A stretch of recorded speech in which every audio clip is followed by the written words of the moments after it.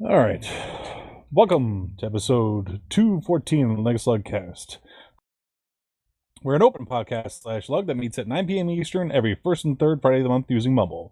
We encourage anyone listening to us to go to linuxlugcast.com, check out the server details, download Mumble, and join us. If you're unable to join us live during the show, you can always send us an email at feedback@linuxlugcast.com. We also have a subreddit, link in the show notes, MeWe page, a Matrix channel, and we have both a YouTube and a Peertube channel where you can check us out. I am your host for this evening, Honky Magoo. With tonight is Joe. And Danny has a red tube set up as well. That's right. You can see other things besides just us.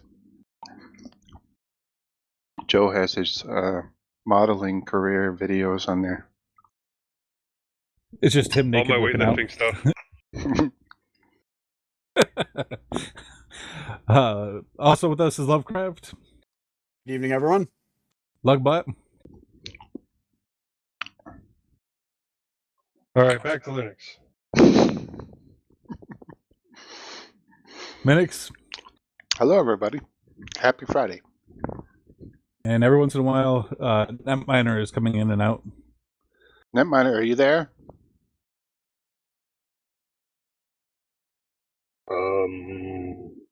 He's there.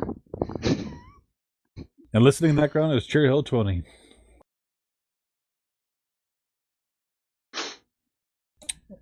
All right. Well, it's a good thing Netminer's not here because we're about to start his least favorite part of the show. I thought we already did that. Well, yeah, but the official. We're talking about all the stuff that we're watching, or we're talking about the specific movie that we watched? Not the specific Yes. movie, but movies in general. Yeah. All right. So the movie we watched this week this time around was Belle from 2021, and we're gonna let Joe describe the movie since it was his pick. I don't want to describe the movie. No, okay. Too bad. Basically, That's the rules. Let's say that it's Beauty and the Beast minus the actual love story, and it's set in virtual reality. And so at first you have this very shy girl. You see her mother die, and this is by a lot of the guys from Studio Ghibli, and you can really tell that from the artwork and the backgrounds and a lot of the characters. And so she's extremely shy. You see her mom die, so this is why. And it explains to some extent that she really used to love singing with her mom. And that ended when her mother died. And it tells about You, which is the virtual reality world that everybody can escape into. And essentially the whole kick of it is you create a new you. And it is completely anonymous as long as, you don't spout off about who you are or whatever. And she joins You and almost immediately starts singing, and singing to the point where everybody is watching her sing, and she becomes insanely popular very quickly. Now, in order to stay anonymous, she doesn't collect any money from that. She just immediately turns around and donates all the proceeds that she gets. And this is all set up by her tech-savvy friend, you find out later on, that is just basically creating her career in the background. And then also something you don't find out until much later on is that a lot of her friends know exactly who she is, Belle, who was created by a person named Suzu. And these people are all encouraging her throughout everything to, do this singing, to bring back singing into her life. And during one of her major concerts, because all this is going on in you're also seeing her general life, and how everything embarrasses her, and she's a very shy person and still very not outgoing due to what happened to her mother. And a lot of that is showing the separation of identity and self. So once you can separate those two things, then you can, get some healing in this virtual reality. And this virtual reality syncs up to your entire body. So, like your lips moving, if you have any bruises or anything like that, it will show up there. If you're having a very strong emotion, it can affect the way that you appear. Now, it doesn't get explained, but I also assume that you can pick skins and things like that, because some people appear completely human, and then some people appear like really tiny avatars, and then some are giant, huge monsters, and then some are just, monstrous, or they look like babies, or they look like whatever animal made them happy that day. The normal things you would expect to find when you got to pick your own avatars. But it said you're right. A lot of them seem like they pick their own avatars, but at the same time, it says that it's your avatar is created by your personality, and it Yeah. also with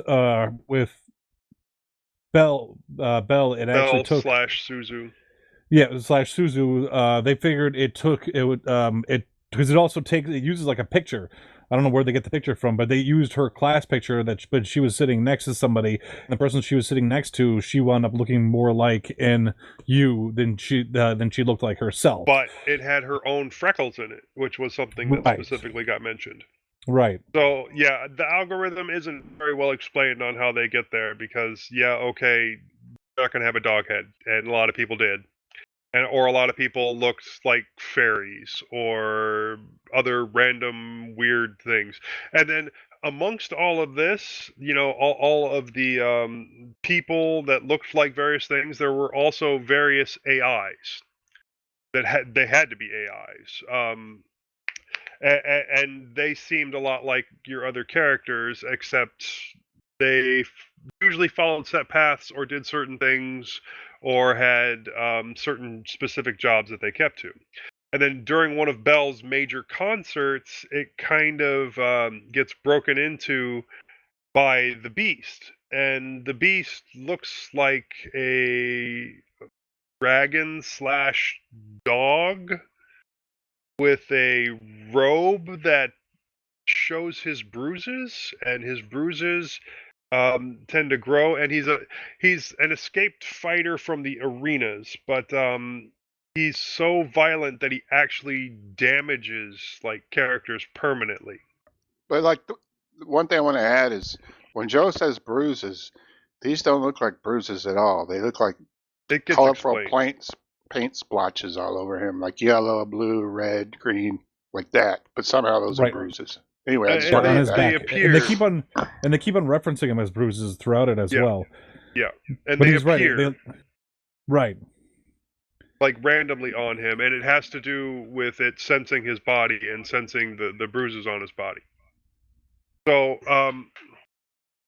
yeah, and he just shows up at this concert and wrecks things. He's destroying people left and right that are trying to destroy him, and he's just surrounded and just beating the tar out of everybody. And then you find out that the justices, who deem themselves justices, were there, and one of them had a weapon that would destroy anonymity.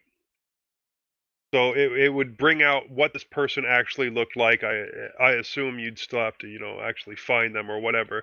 But it would show you, it would basically get rid of all of their anonymity. And he wasn't ever actually able to use that weapon on the Beast. But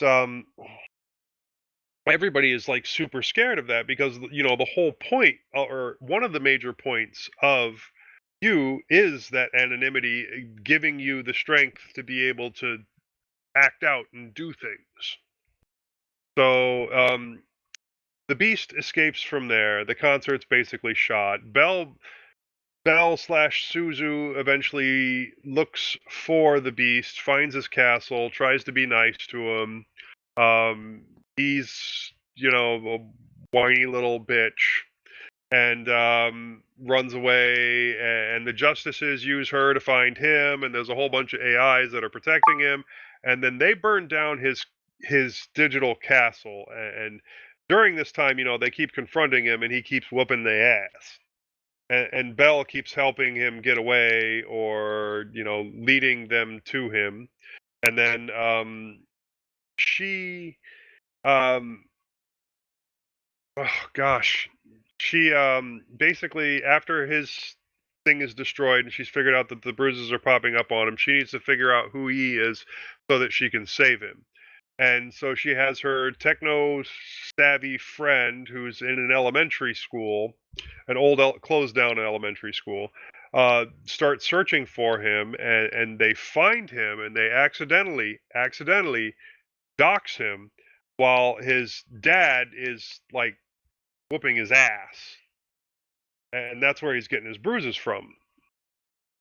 So, it gets seen by a bunch of people. He gets pissed off. He shuts it down. They don't know exactly where he is, but know that he's in trouble. And that his dad's going to see that this all got released, and they're hoping that worse things don't happen. And they're able to use images in the background to find the guy amongst Suzu's friends. And she rushes off and finds his exact location and saves him from his father. And his father, both of them are bonded because their moms died. You know, Suzu and the guy that the kid that was the beast. Their moms died. So, but the dad in that case was falling off his rocker with grief and ended up beating the tar out of his kids. So he actually needed help, and the kids needed help, and that all got better. But the way that it happened was the way that they found him was Belle had confronted the justices while she was holding a concert, and the justices was hoping that the concert would bring the beast in, and instead she pointed the weapon that got rid of anonymity at herself so that everybody could see who she was. And so that was her revelation, and after that she was able to sing again and help the beast. And her love interest was actually one of the guys that she had gone to school with her entire life, and et cetera, et cetera. So she was able to move on with her existence after. Did they ever say how they helped the kids, the kid who was playing the beast, or who was the beast? Because she goes there, meets them, stops the kids from getting a whooping, and do the kids go into like a DCF, or does the... No, they stay with the dad. From what I remember, they stayed with the dad, but the dad was supposed to be getting help because he broke down crying, and it was all a lot for him to deal with, and he had his own mental problems, and that was what was going to be worked on. So it didn't really get explained if the kids stayed there or lost custody or anything like that. That was just where it cut off. Him getting help.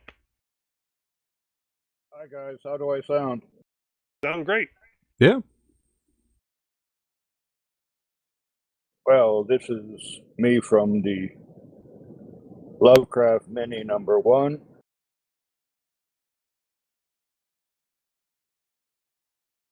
You sound good. Did I miss anything in the description of the movie? No, that's... I think it covered it. I think the visually description... stunning. Yeah, it looked really good. I think your description last time about it being basically Beauty and the Beast / Ready Player One was a very accurate description.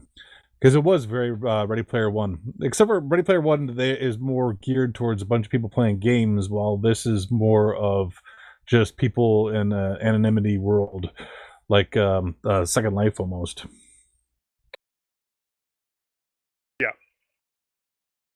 And one of the things that I didn't understand was they did say that you could start a new life, and then when you got unhappy with that one, you could start another new one or anything like that. But they were very precise in talking about how the biometrics were used so that you could not have multiple accounts. Right. So I didn't really understand that. They want to make sure you only have one. You got to burn one down completely before you start another one. Why not be able to have multiple accounts at that point then? I'm not sure that they were talking about multiple accounts. I think they just meant you could have your real world life, plus you can have this, I'm going to use the word second life, and you was that whole second life. It wasn't like you would have second life and then, have another U account and another U account and another U account. It was just real world and U world. So, did y'all like the movie? I really enjoyed it. It was a little slower than most of my picks would be, but yeah, it was a bit more cerebral too. I think it was a well-made movie, but it was not really for me. I think seems to be very focused on kind of a young adult audience, maybe teen-oriented, and I can see where you get that. and Yeah. that's fine. I mean, but I think for what it was is, and that the girl that played the English version anyway of Suzu, I think her name is something McNeil. Anyway, I looked her up and like she really sings like that, and she was only 19 when they made the movie, and she's really talented, and she has a really great voice. She could play piano. She was playing guitar. She was playing all kinds of stuff, and so I'm glad that they went with somebody that that was not only doing the dialogue but could sing really well too. You know, I thought she did a good job of Suzu's voice. I didn't check. So it was the same person that was Suzu and then doing the singing for Belle? At least for the English version, yeah. That was a bit of a range. Yeah. I thought she did a real good job, and she's really talented too. She has good voice and play all these different instruments.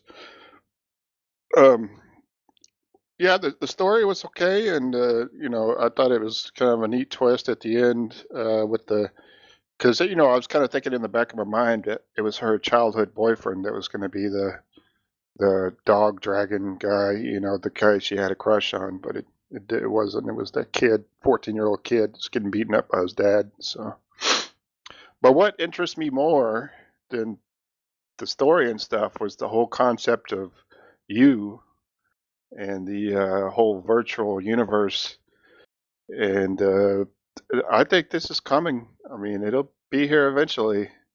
I thought it was very interesting the way that they talked about well, not the way that they talked about it, but the way that they expressed the separation of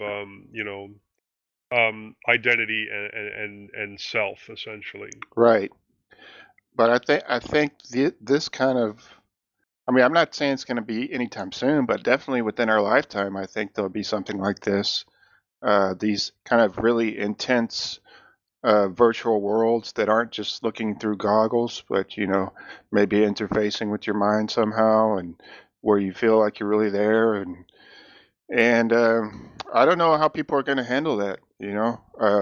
I think you see how some people get trapped in these kind of MMOs like World of Warcraft and stuff like that, and that's not even virtual. Just think of those people with that kind of mentality when they encounter some kind of true virtual world that they could just lose themselves in. Well, you'll have a new generation of Luddites, of course, people that can't make that transition, and then you'll have the younger people that can, and that'll be the only thing they know. And then 20 years later, it'll be like, oh, there was a time before this. Yeah. So I guess what I'm getting at is, do you think, as intense of an experience this is, according to the way the movie shows it, do you think that will become unhealthy, like an obsession for people that just want to get out of their real life? And there will be people that obviously take it too far. Always, there always is. But does it have to be an unhealthy obsession? Probably not. But it doesn't have to be. But I mean, the people now that are already this way and don't even have this type of pure interactive world, when you start taking it to the next level, I can see people getting sucked into something like this and just forgetting real life entirely. Entirely. And when does it become a brain in the box scenario? Stopped recording, Honky. That must have been the laptop. God damn it. Okay. Yeah, it's just a few seconds there. I mean, I told you as soon as it happened. All right, I have a backup recording anyways. Yeah, but no, my question is then, when does it become a brain in the box scenario? Now, what do you mean by brain in the box scenario? Well, if you're completely dedicated to this virtual life type of thing, and to the point where you're completely ignoring the rest of your body and end up on life support or whatever, but when does it get to be easier just to keep you in as a brain in a nutrient box and have you connected to the virtual reality? Or at what point can we transition to or make that leap from meat to digital? Well, now here's So, I think all of that is just crazy. Okay, think about it. No. That's no. You can't. It is crazy because you still need to have a physical body and be able to do physical things to do. That's the brain in the box scenario. That's but you still need a physical body, because even like those people who got obsessed with MMOs and stuff, they still had to get up and move around and actually do stuff to gain money, and it's still a game, and it's still it's basically treated as a game. You can't just. But think about a person that's a quadriplegic, and if they're hooked up to it, that's already a brain in the box scenario right there. Well, yeah, but you were talking about just a brain by itself without a body. It's a transition. At that point, you are essentially a brain in a meat box.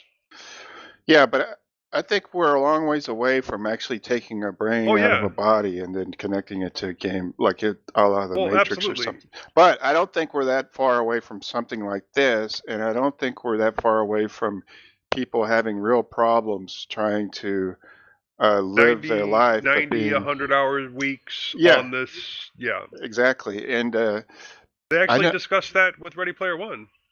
Oh, did they? It was actually a topic in the what was it, the otakus, the Lost Generation in Japan and China or something like that, where these kids basically spent their entire lives just doing the game from Ready Player One. What was it called? The Oasis, and that was it. What happened to them? They never left the house. People brought them food and shit. And you could make money in the Oasis, and so, even the main character from Ready Player One, for the longest time, he never left his apartment. He had food delivered. He never saw anybody in person. All he did was get online, and then get offline and go to bed, rinse, repeat, do it again. So go ahead, Tonky. I want to take this back a minute. So, let's see. About the only way, we have virtual reality right now, and there's people who spend, nobody is spending their entire life on a virtual reality machine right now, but there are people who spend a good portion of their time on games, but nobody is able to make a full living on a game. They're able to make there are some people who are able to make a small living on a game, but most of them were working on, like, they worked WoW, and then they either sold things that they were able to make on or get on WoW, or they worked the message boards for WoW or something like that. I would okay. Let me throw this out there. What is the comparison right now that you're throwing at that would be comparable to this sort of a world? No, there are. No, there's nothing to compare it to like this right now. I don't think we're there yet. Which I think is why we should discuss things like this before it gets here. Meta is trying to do this. Meta is trying to do this. But there are people on YouTube. Well, he's trying to build. Zuckerberg is trying to build essentially any of these virtual realities into where you work, where you socialize with people, where you do everything. And you actually do have a couple of YouTubers that did like 48 hours or a week or whatever of straight virtual and did everything there, including work. Anything they had to do, they had to have the headset on.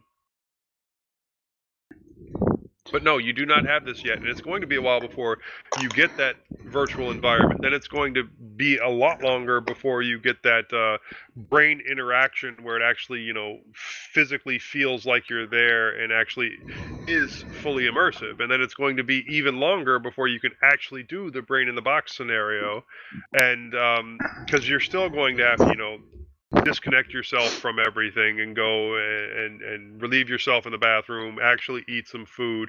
But the problem that you will get is that people are going to start dying because they're not actually taking care of their bodies. They're doing the absolute minimum in order to make it to tomorrow. So, Honky, do you not see that this, or do you not think that this could become an actual problem for somebody or an addiction? I think that if this sort of a thing becomes available, this thing could always become an addiction, sure. But in my opinion, anything can become an addiction for people. Video games can become an addiction for people. Good Lord, if you really want to get down to it, there's people you can go back to. What's the difference between sitting around playing video games or sitting around in the woods by yourself with a shotgun hunting deer? Well, Is one more mind numbing than the other? No, it started before that. I mean, initially it was books and teaching everybody to read. It's like nobody's going to interact with each other anymore. They're all going to be busy reading, and then it was newspapers, and then it was TV, then it was radio, and then it was TV, and then it was the internet, and it's all the same crap. You all have the only way that you really need to deal with it is you can't take any of it and do it too much, because if you do anything too much, it's just going to be, it's unhealthy. I don't care whether it's hunting, whether it's video games, whether it's books, whether it's radio, basically, TV, audiobooks, computers. Exactly. Because it's all the same thing. It's just in different forms. It doesn't really matter. But so and if you're talking about like people, like the whole world going into just having Second Life type things, there's way too many goddamn Luddites out there. People who just be like, no, I ain't touching that crazy machine. But no one. There's so many people out there who aren't going to trust these things at all or want to do these at all. Right, and so you will get, you might potentially get a branching there of like humanity, of people that do it and people that don't do it, and then. So, but I don't think anything come up where it would be. So let's think about this technologically wise. All right, these things. Let's go. We're almost going back to the other conversation. These things all have to be maintained by servers, physical servers that somebody has to physically get up and run, because it all runs on machines. The internet is not a fictional thing flying through the fucking air. It is physical machines that people have to get up and physically take care of. That's true. So these people still have to, and they're still going to be existing. So again, we're going to go back to... Let's go back to the brain-in-the-box scenario there. I want to put a pin in it right there, and I know you're on a streak there, and I'll let you get back to it. But in the brain-in-the-box scenario, you've been controlling an avatar this whole time. And so what's the difference between controlling an avatar and controlling a bot to go fix something, and that's your day job? See, we're not saying, Honky, that everybody is going to have issues with being addicted to something like this, but that some people will, and I think it will be more intense just because of the nature that you are totally disconnected from the world and in this virtual world. That's my point there. It's not everybody, not that all of society is going to be living in you, but there's going to be a large portion of people that are, if it gets this level, that are going to have problems with something like this. Psychological problems, addiction problems, things like that, just because it offers a world to them that's much better than the one they currently live in, you know. And that's true for anything. As time goes on, it will just get worse. Like second generation, third generation type of thing, it'll get worse, where people have been in this basically their entire lives from birth to whenever. But also you have to remember, how many things out there have they... Tell me one thing that has lasted long enough where that's going to become a problem. Books? No, I meant like computer-wise. You're talking about a virtual world. How many things? What has been around for even half of that amount of time, but that hasn't been either brought up and shut down? Has had so many different iterations to the point where it's not the exact same thing anymore. Where it's why can't it change? Why can't it change? You're saying that it would be stagnant. I'm saying it wouldn't be stagnant. Well, and it's not even stagnant. I'm saying that it's gonna the company is gonna change hands at some point, and somebody's gonna completely screw it up, and it's gonna be something completely different. Okay. That's the way things work. But, all right, nothing is that big and stable. I think Second Life is still around. Right? It may be, but no one's using it. You're looking at a monitor right now, right? Yeah. You're intaking data from a monitor, right? Yeah. How long have monitors been around? Oh, he got you there. You're talking about hardware. I'm talking about software. I'm talking about taking in input. I'm talking about me taking in the world from a monitor. From your I'm eyes. talking with my eyes. With your eyes. Yes, with my That's basically eyes, what it looking is. at shit. Yeah, 'Cause that's the my- technology we my- have right now. Is my eyes. I'm not talking about hardware. I'm talking about software. Okay, but Software. we're still You're talking this because you're is talking about the U world or something along the lines of a U world or Second Life I'm or something talking like that. about I'm talking. taking in information. That's not the conversation that we're having. You're talking It about two is different absolutely things. the conversation that we're having. You just don't like my answer. No, I'm not. I'm talking about software. I'm talking about people. Let's say people. Let's go with I don't know, Second Life or like anything else, like Twitter. Things people that people latch onto, and this comes their entire life, and next thing you know, somebody else takes it over, and what happens to it? Hell, let's go to IRC. IRC is something that's been around was around for a very long time, and then some jackass buys it. What happens to it? It's still around. It's fucking gone. Well, No, You Honky's have saying- all you need is something like you, and then some other jackass Okay. decides to come up and buy it, and it's just gonna fucking go You away. want a piece of You can't have- software that has been around since its inception till now, and people still actively play it. Sure. Is that what you want? StarCraft. Sure. Okay. Well, People are Honky's still saying, playing. Are there still? well, are there what still Honky's saying StarCraft is that he's saying you, like as in the software, as in the game, could get really Okay. big, and then everybody plays it, but then something will happen to it, and then it will go And then away. everybody jumps to another server with another game. That's what I'm saying. And Joe is saying that may be true, but it also can be true that the next iteration comes into being, and then people start playing that. So both things can be true. I think you're talking about more like a protocol than an actual piece of software, like this virtual reality type of device that plugs into your ears, and all of a sudden your brain is in a new world. That would be hard to make go away if something like that existed. Somebody could True. pick it up and do something Ask different. the And Cyberman. I don't know. And when in you, they were able to walk around and do regular life stuff at the same time as they were able to do stuff online. They kind of vaguely implied that, but they never, actively showed it happening. When they were standing in the school and she was doing the concert, she was interacting both with the people in the room and with the people in you, jumping back and forth pretty often. Yeah. I want to Okay, bring up that one something time. real quick that's related to this. It's a thought experiment, and it's called the experience machine. So I wrote it down. It goes, so imagine a machine that could give you any experience or sequence of experiences you might desire. When connected to this experience machine, you can have the experience of writing a great poem or bringing about world peace or loving someone and being loved in return. You can experience the felt pleasure of these things, how they feel from the inside. You can program your experiences for tomorrow or this week or this year or even the rest of your life. If your imagination is impoverished, you can use elaborate suggestions extracted from biographies and enhanced by novelists and psychologists. You can live your wildest and fondest dreams from the inside of this machine. Would you choose to do this for the rest of your life? If not, why not? Sounds pretty boring. Well, how would it be boring if it gives you It's all everything you planned desire? out. If it's all planned, if there's no randomness, then you know what's coming next. Okay. That sounds like a nap.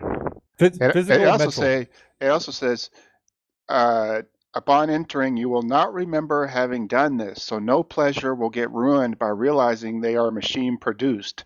Uncertainty too might be programmed by using the machine's optional random device, upon which various pre-selected alternatives can depend. There'd be no way to tell the difference between that and real life then. Be So the what- Matrix. But this would be everything you wish or desire to do is now a reality. So this Some tastes like a steak 20-year-old just kid because that I was really told doesn't it know what the hell tastes they like a want. steak. Yeah. So would you enter a machine like this? Tough call. Maybe if I were like 90 and I was at the sunset of my life anyway, why not? Give it a go. Physical? Could you experience it physically? Yes. Or is it just yeah, mentally? No, it's just like you're really there. Just like you're there in the real world. Except Yeah, you're I'm in gonna this go with Joe machine. on that one. I would live my entire life normally if that was a something for the end. Actually, there was a show on Amazon where it's was it not Second Life? It's something when you die they take your when you die they kind of take your brain and they upload it into this this machine. Now, would you do that now, though? Now, no, Yeah. Why not? because I like reality. All its crazy messiness. Well, you wouldn't know the difference. The point is the struggle. The struggle is the point.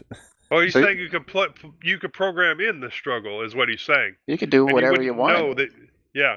You wouldn't know you're in an alternate reality. This would be your reality, and you can make it any way you want to.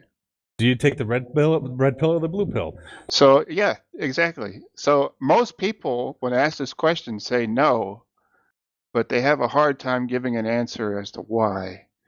And I think that most people, even though it would be, for all intents and purposes, reality to them, they don't want something that would be like reality, It would but they be want, fake. yeah, they want realness, even though, like you said, there comes struggle and heartache and stuff like that with it. Look, after I'm done wrecking this vehicle right here, and believe me, it's a train wreck. I wouldn't mind the opportunity to do some virtual crap. Right. So I don't think I would either. I don't think I would, even though it could just make you feel like everything in your life was, complete and you were content and you could do whatever, you go on star adventures or whatever you wanted to do, you could do in this machine.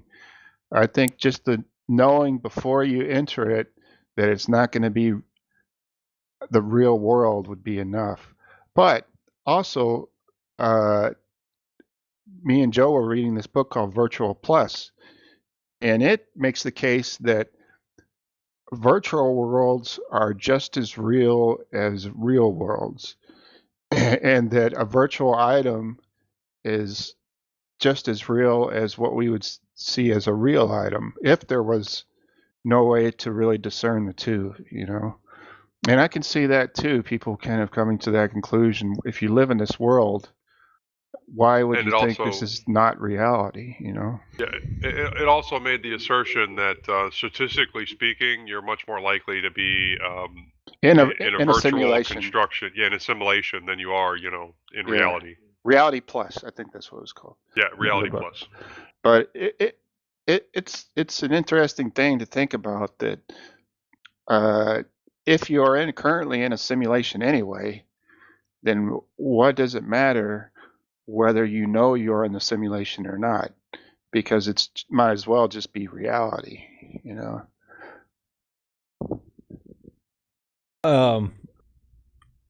I don't know. Like we currently could be in a simulation right now, and like both of you could be just programmed AIs, and I'm the only real one here, or vice versa, Or Lugbot may be the only real one. Who knows? Anyway, this movie made me think a lot about that kind of stuff, and for that, I'm glad I watched it. But I don't know what to say about when this becomes a reality. If it does, I don't think is really a big question, because I think it will become reality eventually. So the funny thing about that is, movies like Ready Player One and what was the one with where the guy where everybody had were just controlling robots and walking around there? Oh, a gamer or something? No, not Gamer. Well, gamer you Yeah. were controlling people, but he's talking about where you were controlling androids. Bruce Willis was in it.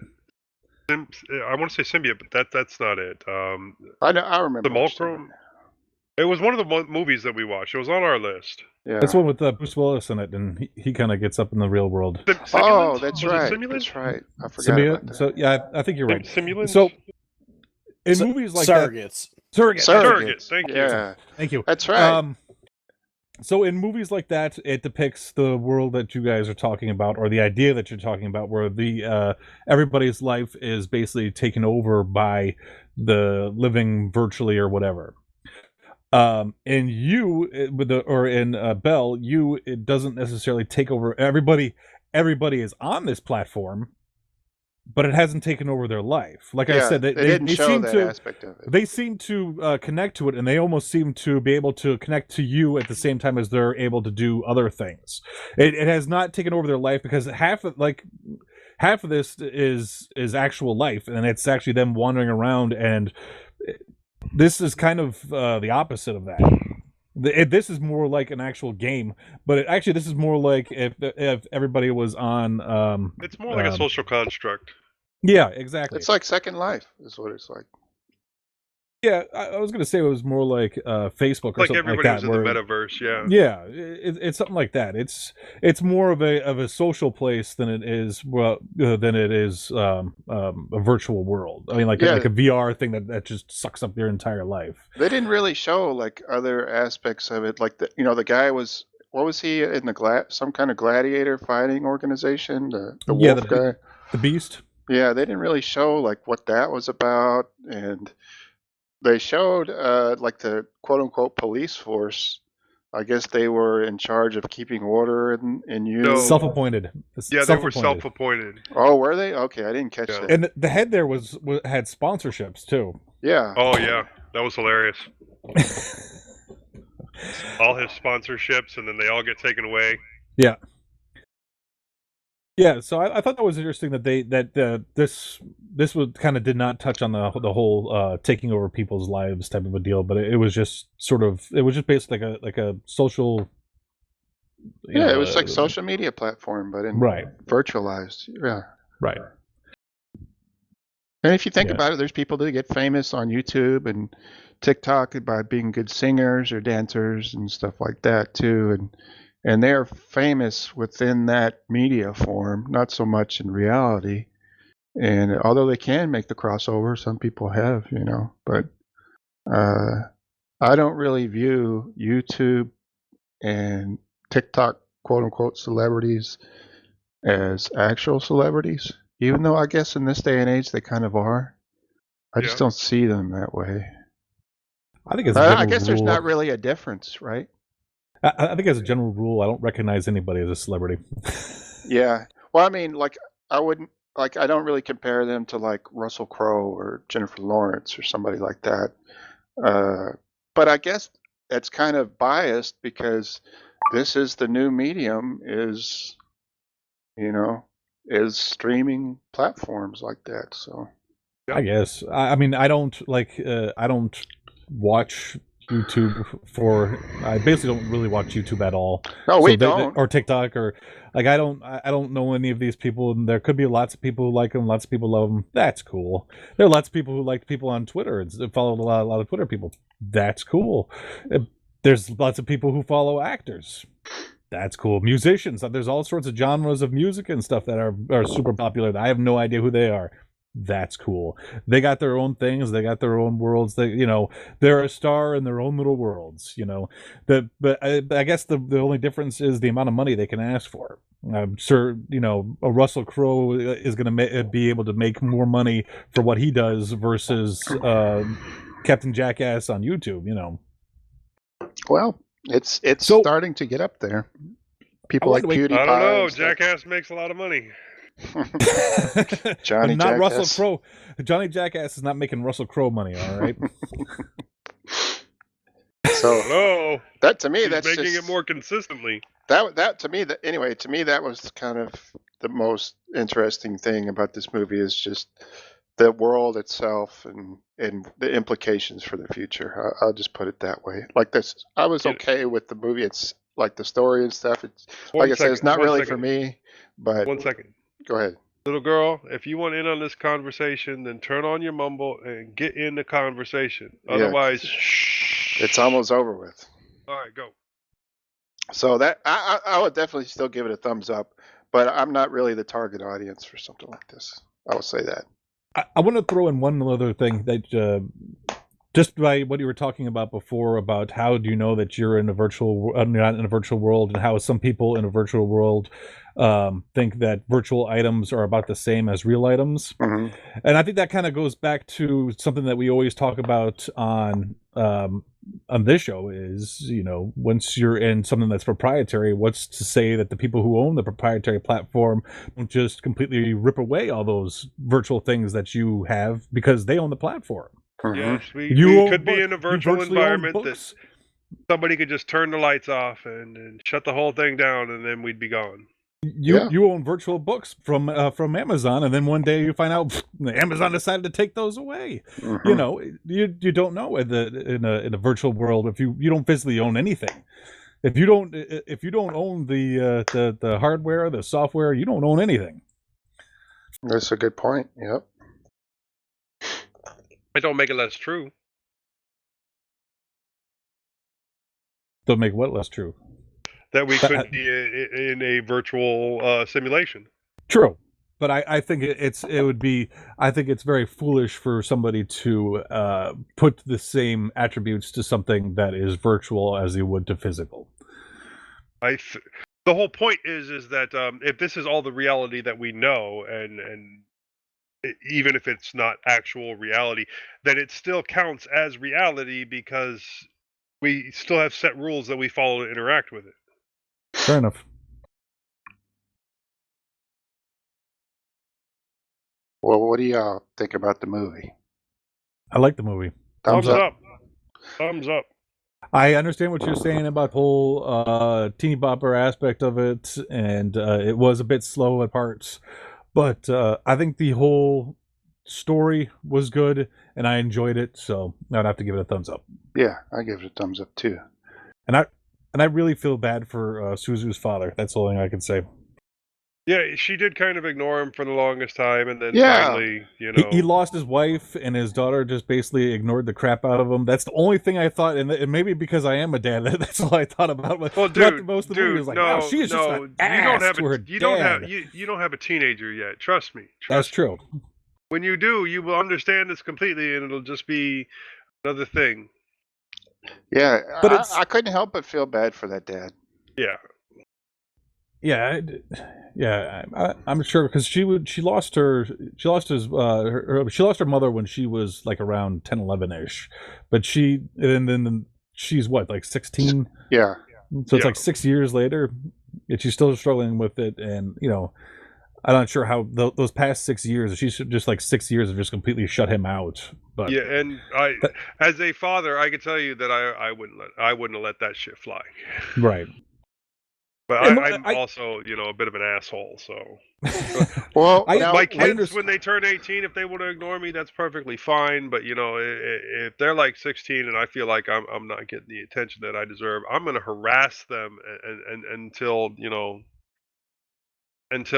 they give me the attention that I need. And I could see, like, I understand that you got to let people grieve in their own ways, but 6 years or so, and then just you got to give something. You can't just like shut out completely for that long of a time. At least in my opinion. I mean, I've never dealt with anything like that, so I'm not gonna try and be sad all you want to, but you know what? I'm your father, and you are going to appreciate this dinner that I just cooked for you, because that was big. He kept making her food, and she was like, "No, I ain't hungry. I'm gonna go eat out." It's like, right? No, you ain't. We're out of money. You got nothing. I cooked that damn meal. You're gonna sit down and eat it. Even if it wasn't true, she'd have been eating the dinner I goddamn cooked. Hell yeah, yeah. So Netminer, what did you think about this? Can I if I cook food, you're eating it. Instead of a recursive movie, we dive into something entertaining like Emacs Lisp? Okay, so I guess this was entertaining. This was a good conversation that branched into many topics. Yeah, and I think we covered a lot of stuff I wanted to talk about too. I'm happy. Oh, we didn't ask Mordency though. What did you think, Mordency? I hate it. Oh, that's terrible. Why would you say that? He has no heart. So 3 thumbs up. There would probably be more if Lovecraft had been able to see it, and maybe Mordency had been here, but the animation looked good, but unfortunately it didn't have any subtitles. Yeah, I'm sorry about that. I should have checked it out before I posted it. No problem. I'm gonna check it out on my own though. Okay, I'm glad to hear that. I'd like to hear what you thought. So there is that. Now we got to pick the next movie. I've got it here. We need a drum roll, and I'm queuing it up right now. Let's see. Here we go.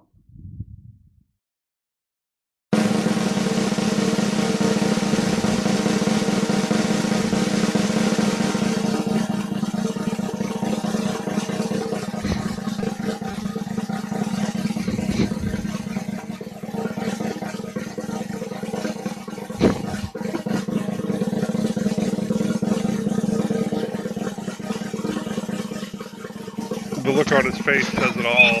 Yeah, right.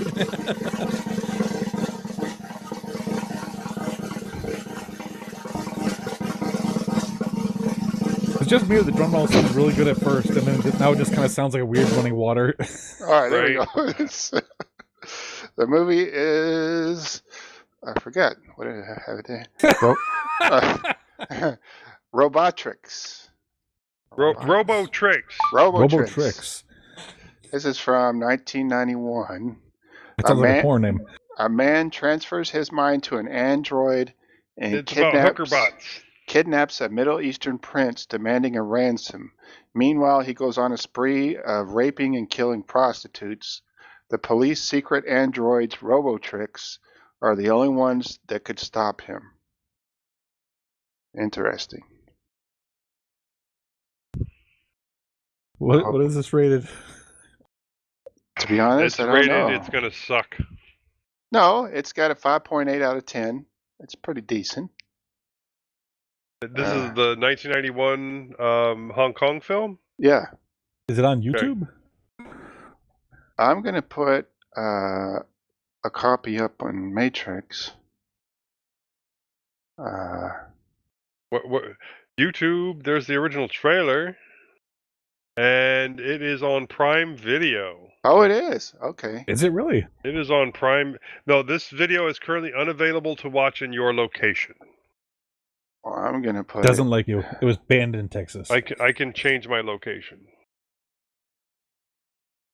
Okay, you can buy it on Blu-ray for $44.99. Money well spent. Uh-huh. Okay. Let's see.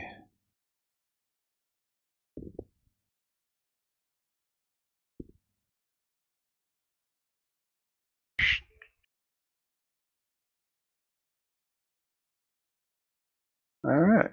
It's available. Oh. The Blu-ray copy. So I searched Robotrix on Amazon, and it came up with, like you said, for me it said this video is currently unavailable, and then the one underneath it is erotic ghost stories. Everybody loves erotic ghost stories. Right. Where to watch it? Streaming online. So Honky, you can watch it now. I forgot to tell you this. I went to AT&T and talked to them about getting a business email or a business internet, so I would have a non-generic DNS. And for a 300 megabit, it's $75 a month, I think.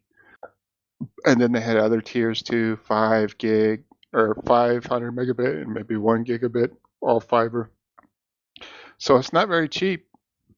But they had all these other services that came with it, and nothing I would use, honestly. But that's about what you're looking to pay if you want to. Through who? This is AT&T. AT&T. Yeah, and it's fiber. Oh, see, okay. I can't. I live on basically a man-made island. No fiber basically goes over the bridge. Oh, okay. I have to check here because there's also a 1997 version of Robotrix. Oh, is there really? Yeah. Which one? A scientist transfers the memories of a dead policewoman into a robot body. Streaming on Roku. I don't see that anywhere. Is it spelled the same? Let me copy this and see if I can paste it into the chat. As Robotrix. This is saying Robotrix. There you go.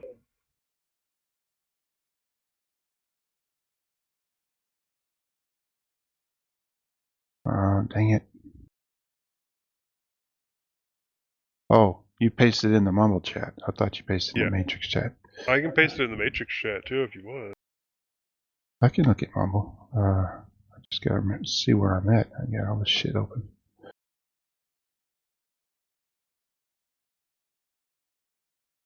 Scientists transform a dead policewoman into a robot. It's the same movie. Except 1997? Yeah, that's not right. That date's not right because it has the same actors in it. Amy Yip stars.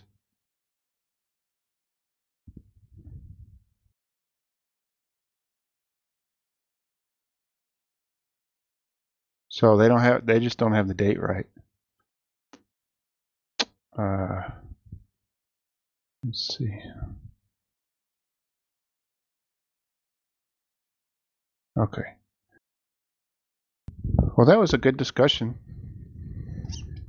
I enjoyed it. I'm sure everybody learned a lot about Linux. And that's discussion. Well, it was a good computer discussion. Yeah, I think so. Especially near future kind of stuff and some of it distant future. Distant future, yeah.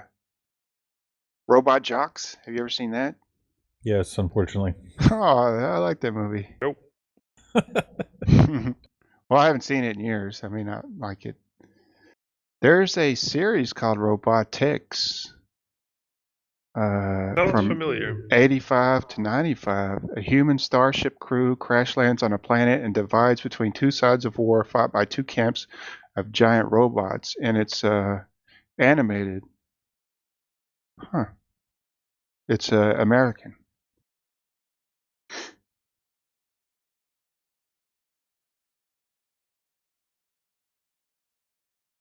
Adventures of Robotrix.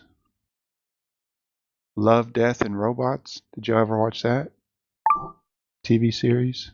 Yep, that's pretty good. Collection of animated short stories that span various genres, including sci-fi, fantasy, horror, and comedy. It looks cool. The trailer does.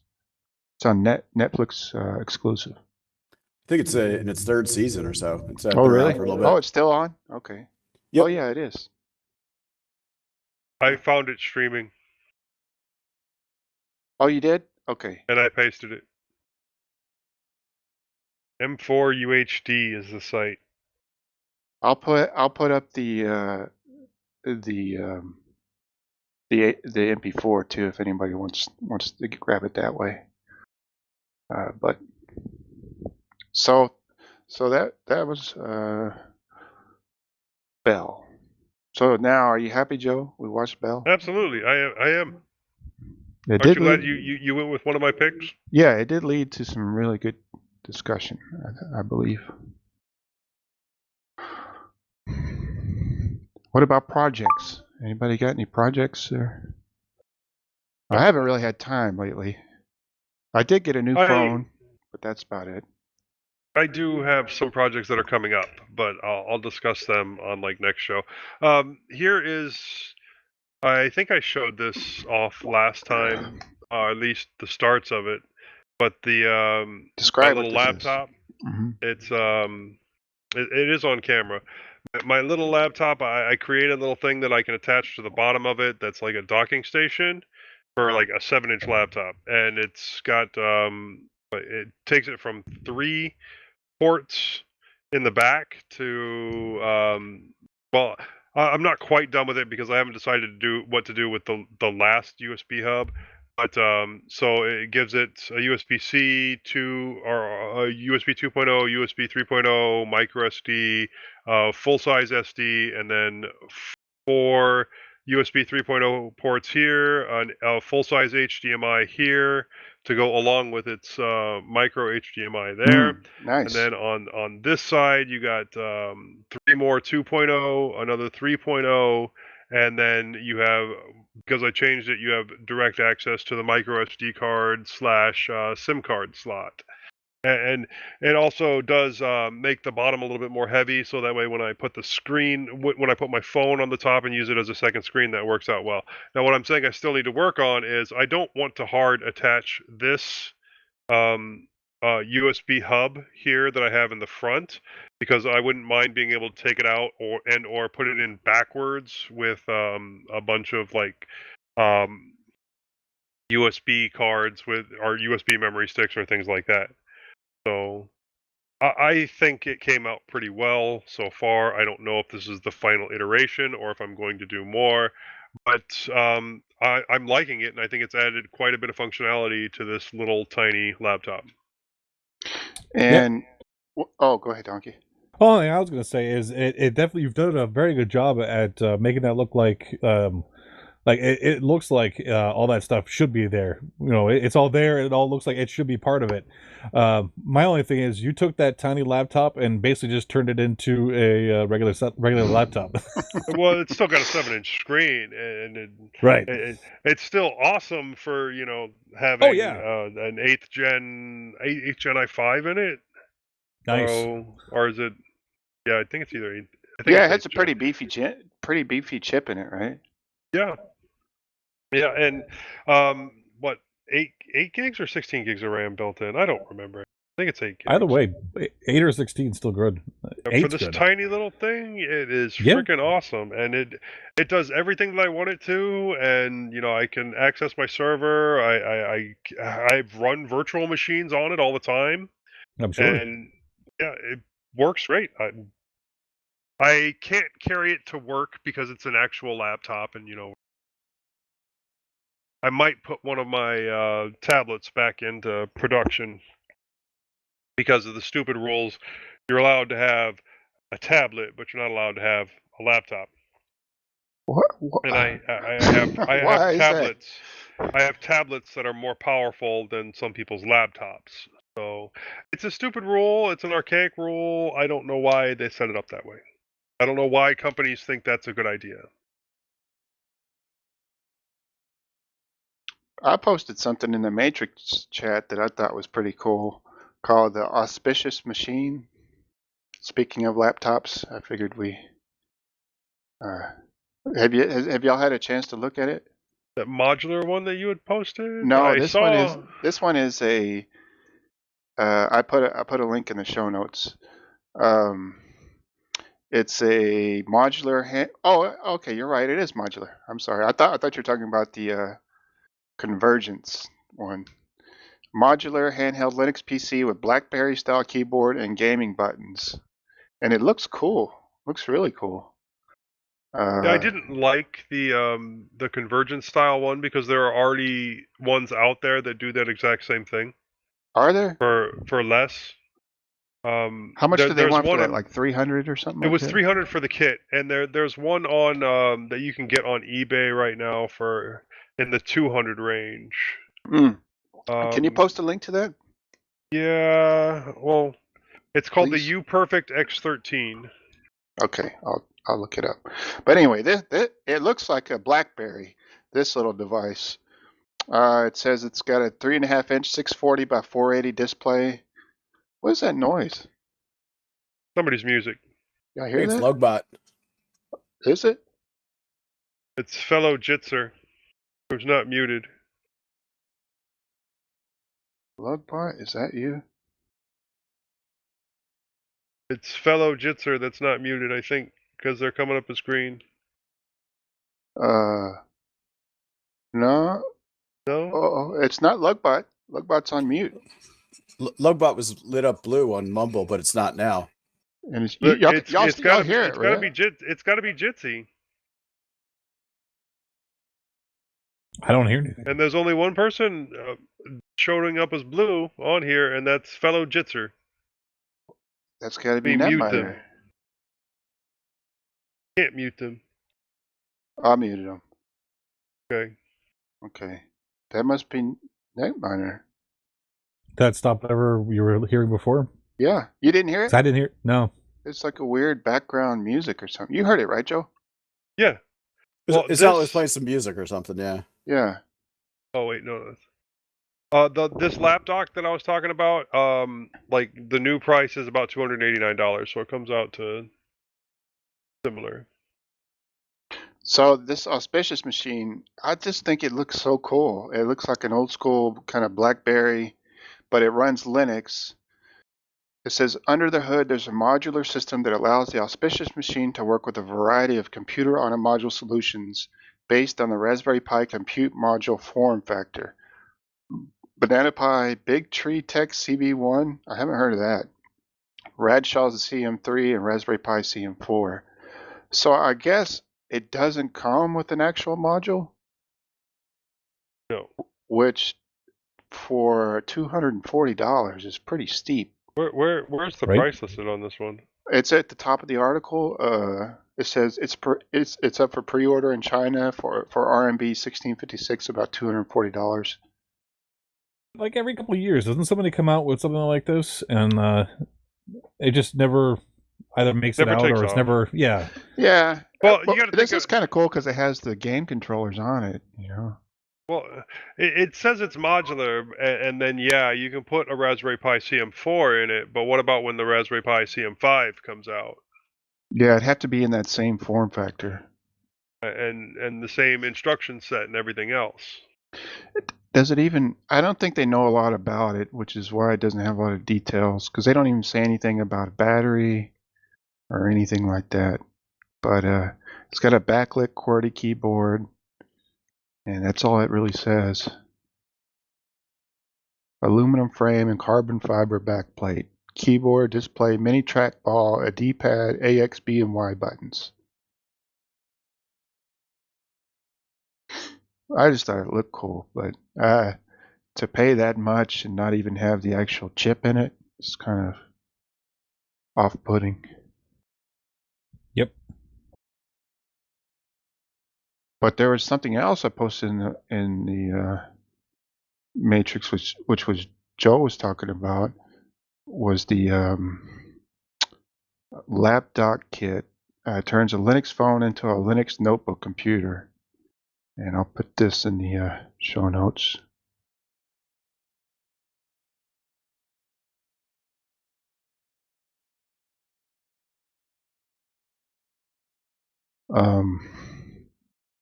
And it's $300. Oh no, $339. That's not this thing? No, this is the NextDock 360. Okay, they mentioned Purism has their own called the Lapdog kit that works with the Librem 5, but the NextDock 360 is $299. And if you go to the link in the article, go to buy now. It's NextDock 360 with US keyboard layout, wired only for $299, wired or wireless for $349. And basically all it is a monitor. It looks like a laptop basically, but it doesn't have anything inside, like no chip or anything. It's all just made to connect to your phone running Linux. Or I guess maybe it would work with Android too. I don't know. But it connects via USB-C It should. in the example. It's basically just video output and keyboard input. Yeah. It's a docking station with a monitor, yeah. Yeah, and you connect your phone to it. But I like the one that they showed that Purism is, because it uses the phone as like an extra screen, and they have like an application overlapping the screen of the phone and of the laptop. I think you can do that. Can you do that with DeX? I don't know. I Dex never is got gone, a chance so- to. I never got a chance to do it. Well, you can still use DeX. You just can't use Linux on DeX. Yeah. So Oh. what's crazy is how much the Librem 5 is selling for. Did y'all see? Did y'all see that? For basically a USB hub, a keyboard, and a screen. No, just the phone itself. Oh yeah. $2,000. The Librem. What's the Librem selling? The Librem 5. Librem What's 5. it selling for? It says the Librem 5 presented an interesting value proposition when it first went when the company launched it in 2017. So that's 6 years ago. You could reserve a phone for $600. but it took several years for the phone to begin shipping, and it's seen several price hikes since then. So 6-year-old phone takes about, it says it costs $12.99 to get your hands on one and wait about a year for delivery for the Librem 5. No, $1,300. good. If you're willing to messed pay up. $2,000, you can get the made in the USA model that ships within 10 days. For a 6-year-old phone, I'm good. $2,000. This is what kills Linux phones. But it says the NextDock 360 works with the PinePhone and PinePhone Pro, which sell for It $150 would and essentially $400. work. It should work with anything that does display out over USB-C. Right. I really like that NextDock 360. I like the example they have with the phone and the magnetic mount on the Librem 5 laptop. It just looks cool. But I mean, you can buy a decent laptop for $340, which is what they're charging for just a laptop kit. Yep. Yeah, for just a screen and a hub and a keyboard that folds. Probably for cheaper too. Yeah. I have to wonder, with a 3D printer and some hinges and, you know, a keyboard, something like the... Tala, can you hand me that keyboard right there, that Logitech keyboard right there? And something like this, what is it, the Logitech K400R, build your own. Yeah, they got ones that are smaller than that too. I mean, I got this one here. Oh. Yep. Yep. Right here. Yeah. Smaller, lighter. That probably work about the same. But I'm just saying for a larger screen size and like a full keyboard experience. And yes, of course, right, you can still get anything between those two sizes, and just get the keyboard without the touchpad, get a separate touchpad, whatever, and build your own. And I think you could do it for a much more reasonable cost. Couldn't you just get an old laptop that doesn't work anymore and use the display and the keyboard? If you can get the driver and you were to strip it down a little bit, and the driver board for the screen, but I think you would have to replace the keyboard potentially, unless you really, really wanted to get into like Arduino and the outputs from the keyboard and setting that all up manually, which sounds like a real pain in the ass. I think like you're talking about with the screen, that would be the biggest pain in the ass, and then so it's not exactly easy then. The screen would be easy because most of your displays from laptops, from anything, if you tear them down and you get the serial number from the back of the display, you can enter that in and then order the HDMI controller board for it. So that's the easy part there. Now, getting it to USB-C, that's a different story. Making sure that it's powered, that's a different story. But that part of it is actually like really easy. Getting it to HDMI. So if the laptop already has HDMI, well, no, that would be hooked up to the motherboard. Never mind. Yeah.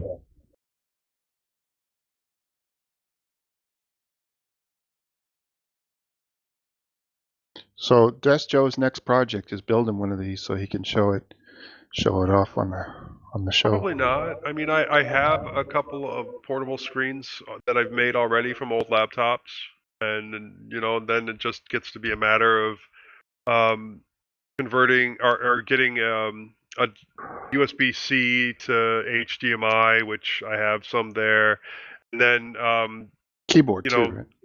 A keyboard, which would just be hooking up a USB-C hub. So basically, the hub that I have here that has the HDMI output and the USB dongle that goes to this keyboard here, and I have it. So USB-C from the phone would go where? To this little this hub right here that has the HDMI out that you're looking at. It's USB-C. It's just using a right angle connector here. So you can hook that right up there. Okay. Yeah. What is that, and you hook... Honky? That's USB-C. It's the same idea. It's a hub. It's a hub. Oh, it's a It's hub. a USB-C hub that has HDMI out. It's got the micro SD. It's got network cable. I just went for a thinner one. Yeah. Oh, well, yeah. It looks very similar to what you were seeing, what you were showing off. You would need to connect the USB-C from the phone to HDMI and to that hub, to the keyboard. To that right? hub. That's it. Yeah. And then connect that to USB the phone. dongle to the keyboard, and you're good. That's the power. To power it all. Right, as long as you have a portable monitor that'll take 5 volts, what more do you need? I guess a battery, right? You'd want some kind of battery. Yeah. Here, you mean something like this? Yeah. I'd probably want it thinner or smaller. If I could. You mean like this one here? Sure. Yeah. That would be better. Like that. So I guess you could put that in the case that the keyboard is in, and the monitor is attached to by like hinges, I guess. Yeah, I could 3D print something, but yeah, you would 3D print a case maybe. Yeah. That way it doesn't just look like hinges. Frankenstein. Oh, it's gonna look like Frankenstein. But I don't want it to look like Frankenstein. Well, we don't want you to look like Frankenstein either, but we still let you on camera every couple of weeks. I'm very thankful for that.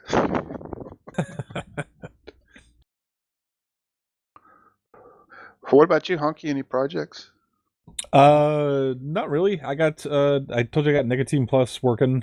Yeah. I got it all, so it's when I download, I can direct which directory to download to. I was able to find you on there. I was able to find Joe on there. Mm-hmm. I told you about how I was able to. I wound up writing a script to download everything from my from funkwhale. Yeah. So basically basically what it was is when I was just able to see all of your stuff, I think what it was only outputting part of the list. So basically it would have been like page 1 of the list, and that's all it showed. It wouldn't show page 2. So it said like 22 out of like 1400 or something like that. Yeah. So what I decided, what I was able to, I did some testing, and one of the examples it gave was how to download a complete discography of a artist, but you had to do it by pulling down the artist number. So did you use Funkwhale CLI for that, or did you just navigate to that? I used Funkwhale CLI. Oh, you did? Okay. Yeah, because I wanted it all in its own folders and stuff by artist. Right. So I used Funkwhale CLI, and then I just downloaded. I set up a script, a repeating script that did a countdown from 1 to I think it was 1048, and so it just kept going one after the other until it hit 1048, and then it just stopped because like I said, that page that showed all of your stuff, I think was the highest numbers, and the one up at the top was that it was like 1048. So it worked. I got everything down. So I am now I am sharing that music folder with everybody, and then I have I did a SFTP, and I did a get through SFTP from my Jellyfin server, so I'm sharing all of my audio and all of my my ripped videos, all my ripped DVDs through Nicotine, but only people like you guys who are my buddy list. My buddy list can see the videos and the audio, and I've been starting to get some of Joe's audiobook files, and I wanted to set up Audiobook Bay. So I actually installed Audiobook Bay on host. Audiobook Show. You're right. I'm sorry. I thought about just sending you a 2 terabyte drive. I don't need a 2 terabyte. Thank you, though. I appreciate that. Because evidently you do need a 2 terabyte drive. I have several 1 terabyte drives. I have not been able to fill up a 1 terabyte drive yet. I don't have that much that I have at one time. How much audiobooks you have? Collection. I have 1.7. I have 1.7 terabytes of audiobooks. Jesus, that's a lot of audiobooks. Some of it's kind of repeating, going Yeah, through the 11. Big Finish stuff I haven't gone through well enough to organize it and get rid of the repeats. And the Big Finish stuff is a lot of stuff to go through. So it is entirely possible that the repeats are a significant volume. Well, like even like the Neil Gaiman ones, the you have like the BBC version of it, and then you have the regular audiobook version of it. But that's two different versions of it. That's very true. You know, And some of it, is just a reading, and then some of it is an audio rendition of it, and then audio dramas, and that's all different. And then like with Harry Potter, there's the American version of the reader, and then there's the British version that does the reading, and then it kind of presents different because different readers will just what's the word I'm looking for here? They'll present things in a different way. Some Yeah. of them they do their own voices Inflection. for different. Yeah, but some of them will do their own voices for different characters and stuff. So it's They'll almost completely emphasize different parts. Yeah. Well, yeah, but like usually if if it's one guy doing the voices for like a female parts and male parts and everything else, sometimes they'll change their voices for what they're reading. So Yeah. Well, I found that to be interesting. sure. So I have through Why You Know Host, I have I don't have Joe on my buddy list. you don't have Joe on your I don't buddy know how list? that happened. Who are you on there, Joe? No, I added you on there at one point, but then I think you changed your name or something. Oh, it used to be Minnix TX. Now it's just Minnix. Yeah, that's I right. have you on there. Hold on. You're trusted now. I think I have to add you manually. Okay. What is your who are you want to message me or just say who you are or what? Yeah, give me So did somebody drop out of message. Jitsi? Yeah, I did temporarily. Oh, okay. All right. There, I sent you a message. I got it.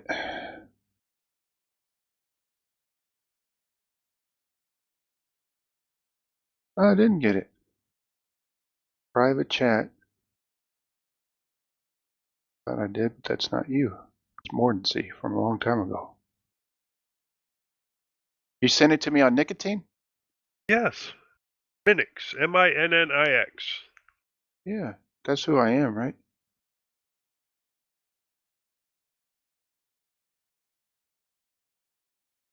The hell? I got oh, okay, I see. It's in tabs. Did you tell me to feck off? I did indeed. Okay, that's make sure that's not just some random user. All right, I got you now.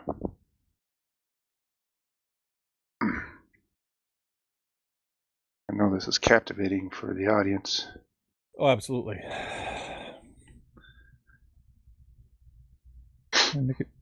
Nicotine wasn't working, so I just reset the. I have it on the one of the little Rock 64s. All right, let's try. How did you come up with that name, Joe? It was a long time ago. Okay. Long time ago.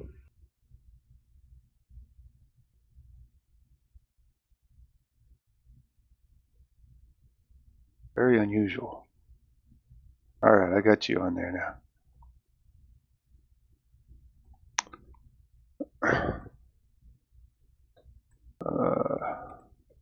I'm browsing your files. Oh yeah, that is a ton of shit. Definitely gonna grab some of the audiobooks.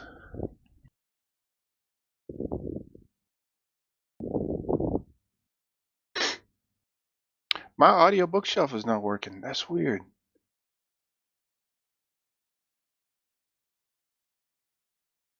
Why is that?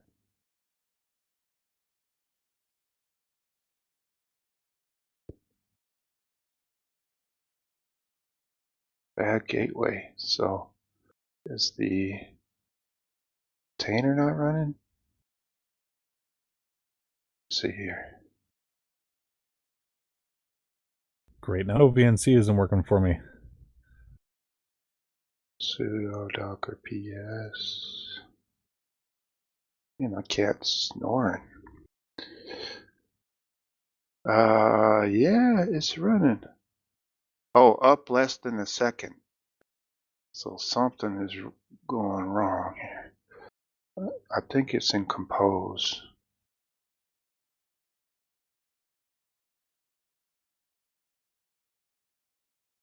I must have something wrong with. I adjusted the compose file to update the container. And it must be something wrong.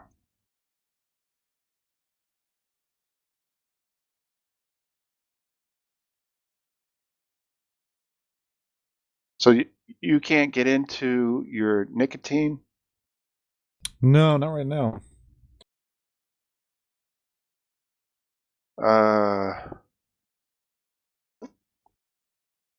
Can any of you access your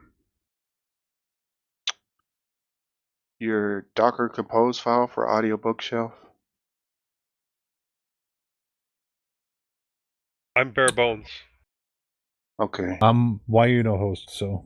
I don't understand why it's not running.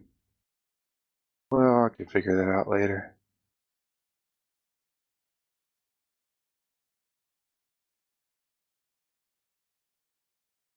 Oh, I'll just run it without the daemon argument, and it should give me what's going on.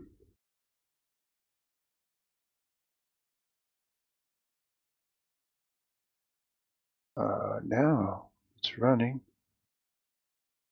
Oh, there it goes. Huh, it must have just crashed or something. Weird. So get ready for me to hog all your bandwidth, Joe, because I'm going to grab them audiobooks. It's all 1.7 terabytes of them.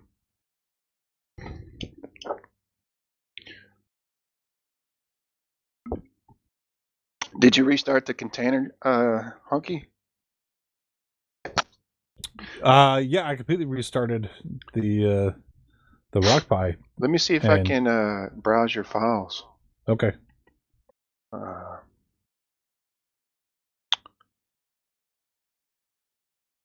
Unable to request shared files from user. Either the user is offline, you both have a closed listening port, or there's a temporary connectivity issue. My stuff or Honky's. okay? Mine, yeah. Yeah, yours works good, Joe. You're just eating up my bandwidth. No, I'm not. I'm not. I'll let you know if I'm gonna download some stuff. Okay. Which I will. But yeah, I got it. Shows all your stuff on here. Even your. There's a folder here that says family movies. Not sure what's there. Okay. No, just joking. That's on the encrypted drive. Right. Yeah, I just see a bunch of X's. Well, good. I'm glad Audio Bookshelf is working.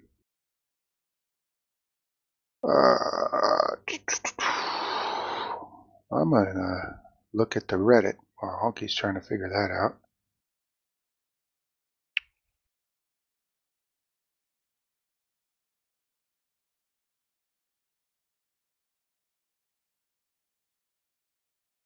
Log in.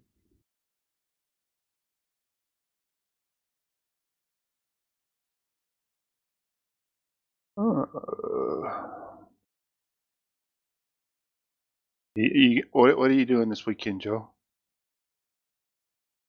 Taking a nap. That sounds good. Well, technically it's a long weekend, but I work on Monday.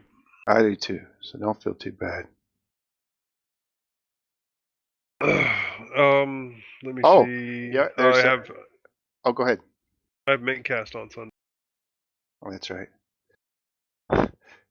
Does anybody want to discuss Monocle, which looks totally ridiculous? Have you seen this, sure. Joe? Monocle. No, what is Monocle? Augmented reality through a monocle. Yeah, you clip it to your glasses, It's a about monocular AR. I'm putting it in the show notes.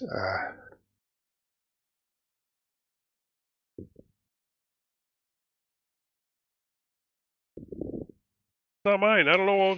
Oh, do I want it? How many calories is it?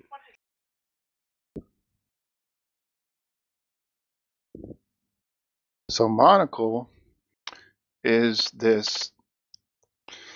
You know what it reminds me of? Those paperweights that you used to have scorpions and stuff inside. Those clear paperweights. Like that's like the size of it, you know. And it clips to your glasses, and it's got a little FPGA board in it, micro OLED display. I don't know what it's made out of. Probably some kind of acrylic or something. Bluetooth connection, 720p camera, and capacitive touch sensor. And it's got a clip on the back, so it goes on your glasses. So you got to wear glasses with it. Even if you don't wear glasses, you still got to wear glasses. But doesn't really say much about it on the webpage. Computer vision meets the human eye. Hack, build, and modify. Monocle is open to the boldest ideas, so it's MIT open source license. It's on GitHub. I don't know if it's even. Is it out? Oh, you can buy it. Yeah, it's $349. Add to cart. Now shipping in monthly batches. But it doesn't show like what it does, you know. It's just got a picture of a man holding it. There's no like screenshots of it in action. At the bottom, there's like it looks like he's looking at Discord or something. Yeah, it is Discord. And a web page, but it doesn't show like how it looks when you're looking through Monocle. So that'd be interesting. It doesn't say it had to like interface with it or anything. Would Maybe you wear this, they got Joe? a YouTube channel. Do they? Yeah, down at the bottom, Oh, okay. their social media stuff. They have, Oh, yeah, you're right. There's a YouTube channel. Okay. Brilliant Labs AR. Show me a review or something, and maybe. Monocle overview. Oh, this is 7 days ago.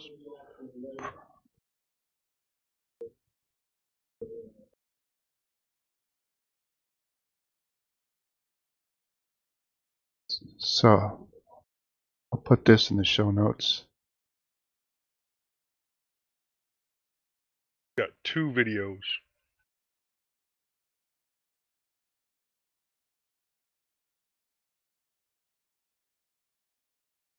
So that I'm watching the guy now. He's got it on his glasses.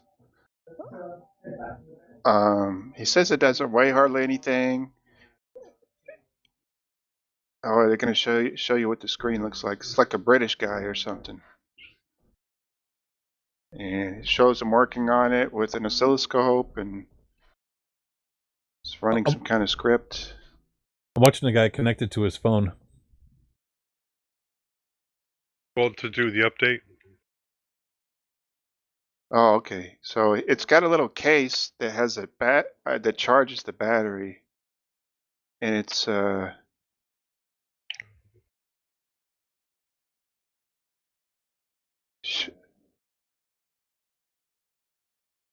some kind of capacitive touch on top.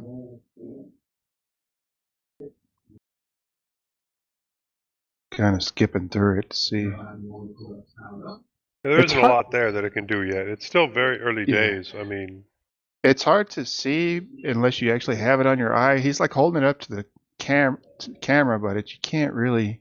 You could see like the color bars. Yeah, that's what I'm seeing when he now. first did it, and then you could see he had it output a word at a location, and this is using MicroPython. Oh yeah, MicroPython for the FPGA.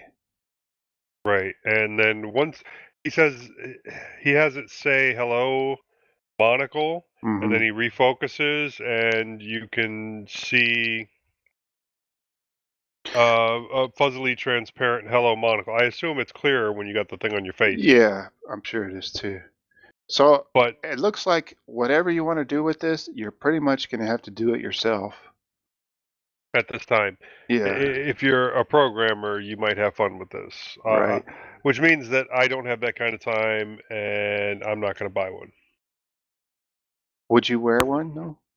If I gave you one, would you wear it around? Depends on what it did. It just says you're a fucking idiot over and over and over. Then probably not. I mean, I'm already married. Oh yeah, you already got those daily affirmations. Right? Right? If it's just going to show me like random pictures of you, then definitely not. Why? Don't you miss me? With every bullet so far.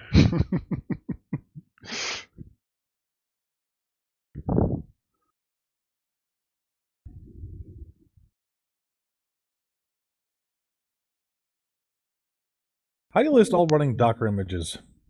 P.S. Docker, PS, Yes, thank you. PS TAC, capital A, to see all the non-running ones too.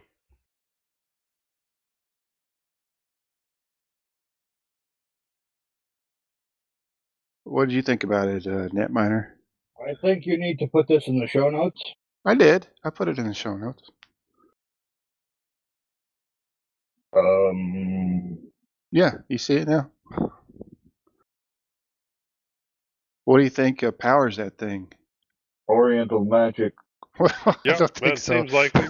I think it's just standard technology. Not everything is magic, you know.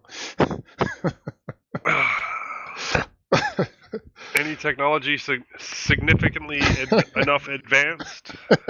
We usually just call it something different, you know. It's kind of an old school term there. What else we got in Reddit?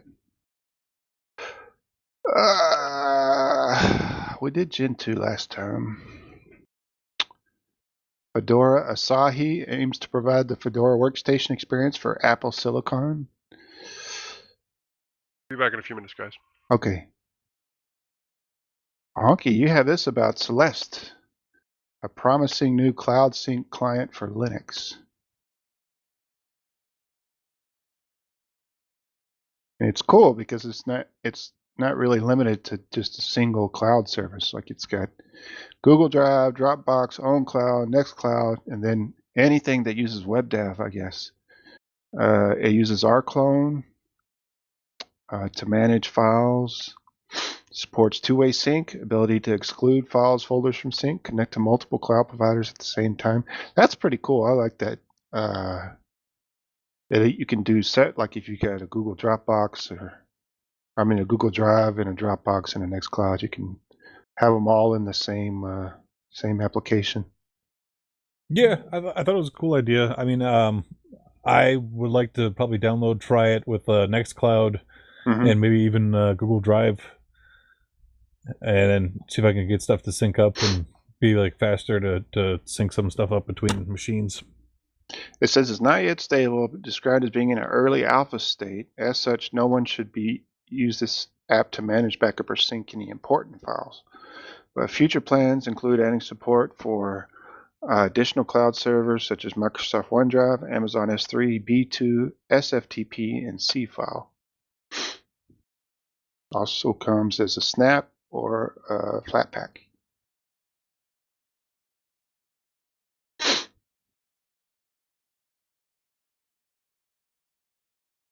Windows 11, a spyware machine out of users' control. I'd say that's accurate. Yeah. I don't think anybody would argue with that. Latest OS starts collecting telemetry as soon as the boot process ends. So, didn't they say that about 10? Did they?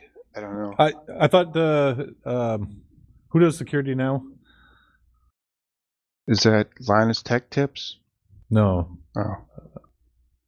Either way, there's a podcast Security Now where they basically spent an entire episode on how to set up Windows 10 so it doesn't spy on you, and that's when Windows 10 first came out. So this guy, he used that they're quoting used Wireshark to analyze the network on a freshly installed copy of Windows 11. So he just installed it. After the first boot, Windows was quick to try and reach third-party servers with absolutely no prior user permission or intervention. He used the Wireshark to show that it was connecting to online services provided by Microsoft, including MSN, Bing Search Engine, and Windows Update. But many third-party services were present as well. Steam, McAfee, ComScore, ScoreCardResearch.com, which is a market research effort that studies and reports on internet trends and behavior. That's messed up. Those aren't even Microsoft companies. Right? Yeah. It also queries geolocation-related domains like geo.prod.do with no permission or web browsing activity needed. It's the latest and greatest in the Windows line of operating systems is seemingly designed to spy on anyone and everything from the get-go. It said it tried the same packet sniffing activity via Wireshark on Windows XP, which was released in 2001. According to their analysis, Windows XP doesn't even know what the word telemetry means. The first DNS traffic from the freshly installed OS was to try to contact the Windows Update service, and that's all. No market research, no browser tracking, nothing. So that's what you get, folks, with Windows. Hope you like it. Right? Mm-hmm.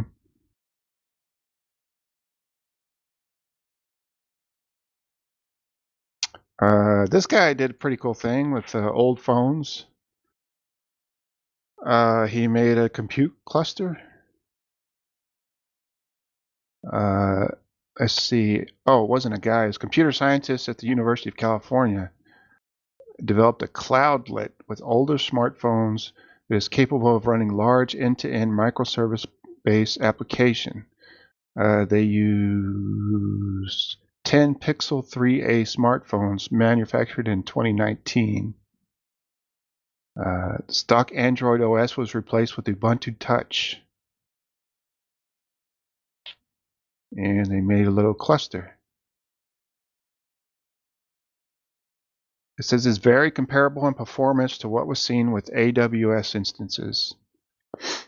In some cases, the phones even outperform the traditional compute resources.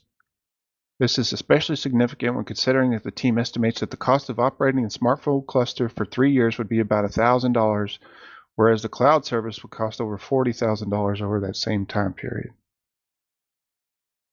Said if just 10% of the devices discarded in the previous 5 years were repurposed, we would have about 75 million new compute nodes. Do you have any old smartphones, Honky? That you're not using? I'm trying to think. I've got a few. My one probably, well, one of my previous ones I actually gave to my daughter for so when we're not home. So smartphones or any cell phone, even without a cell service, can still dial 911. That's right. Yeah. So I set it up where if we leave, we don't have a landline. Mm-hmm. So if we leave and leave her home by herself for a little while, she can, if something happens, she can dial 911, and then we put Voxer on it so we can communicate with her. Oh, that's a good idea. Okay, couple of things here. Couple. One. I just did a whole thing on this on Mintcast last show. Yeah, and then I also found some things out since then. One, Google Voice is still giving out numbers. You can still set up a new number. So there's another service where you can get a temporary random number that you can use to, like, send a code one time or something, or a couple of times, and then get rid of it, and it's free. I'd have to look up what it's called again, but they're out there and they exist, and you can use that to set up a Google Voice number and then just have all your calls forwarded to the chat itself. That gives you a phone number, and that gives you a Wi-Fi phone. If that doesn't quite cover everything, T-Mobile has this thing called Digits, where you can either pay $10 a month and have a completely online phone, or just a Wi-Fi phone essentially. No cellular service, no Wi-Fi, or just Wi-Fi, or you can use your number on multiple devices. Really? Yes. I've actually set it up. You can use it on a computer with Chrome, but it doesn't leave you logged in very long. That's the only problem that I've had with that. I wish it would just allow you to stay logged in and be able to take calls from either your phone or your browser if you wanted. But you can also, there's an application that you can install on an Android device, and I think they have an iPhone version as well, called Digits from T-Mobile, that will, once you log in and you put the PIN in from the code it sends to your physical phone, then you can answer from either one, whether it's a tablet or an old phone or whatever. You can use it like it was your phone. That's cool. The only thing I worry about, especially when it comes to older phones, is that you won't be able to update the OS eventually, the Android OS. That's And a then problem. if these applications become to where you have to have a newer version of Android to use it, then you kind of lose out on the functionality. That is a problem. I do like that these guys could install Ubuntu Touch on this phone and still use it, with modern applications. And so, yeah, if you can install Ubuntu Touch on the phone, and then you can install Chrome on the phone, Mm-hmm. and then you can use the digits through Chrome, so then Oh you can yeah, at least because make Chrome phone would give calls. you a microphone, right? Yeah, it has to be able to access the microphone. Right. Or you could just spin up your own asterisk server. Or you could just spin up your own asterisk server, because that's super duper easy. Yeah, Super everybody easy. does it. Yeah, I wouldn't do that with my daughter because I don't want her to have her own phone number. Basically, all this thing is a way for Emergency. if she has an emergency, she can dial 911, and we can still through Voxer we can still contact her. So, But yeah, if you want to set her up with a Wi-Fi phone, like I said, just set her up with a Google Voice number. yep. I was going to do that for JoJo, but he can't keep his electronics for any amount of time, because if he has them at night, he won't sleep. And even if we take them away from him at night, he will go and find them and steal them and take them to his room, and then he will be in a lot of trouble the next morning when he needs to do, things like get up and be human and do schoolwork. He's a little rascal, isn't he?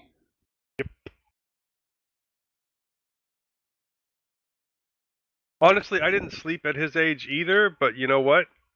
I wasn't a shit in the morning, and I went to school every day.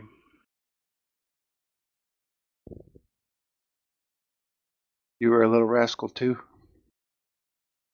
I just couldn't sleep. He can sleep. He should sleep. I just didn't.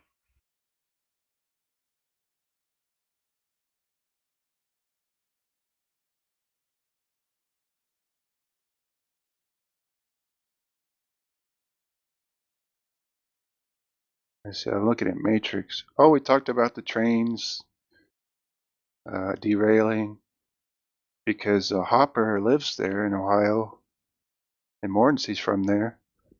Good place not to be right now. Yeah. Yeah. Which, by the way, Mordency said he'll be back next week, right? I believe. 20-something. I think so, yeah. 22nd.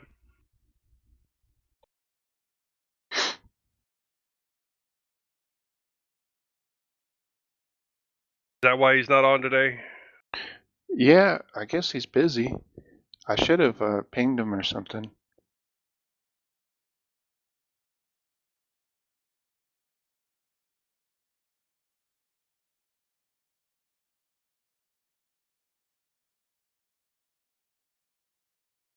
almost that time, isn't it?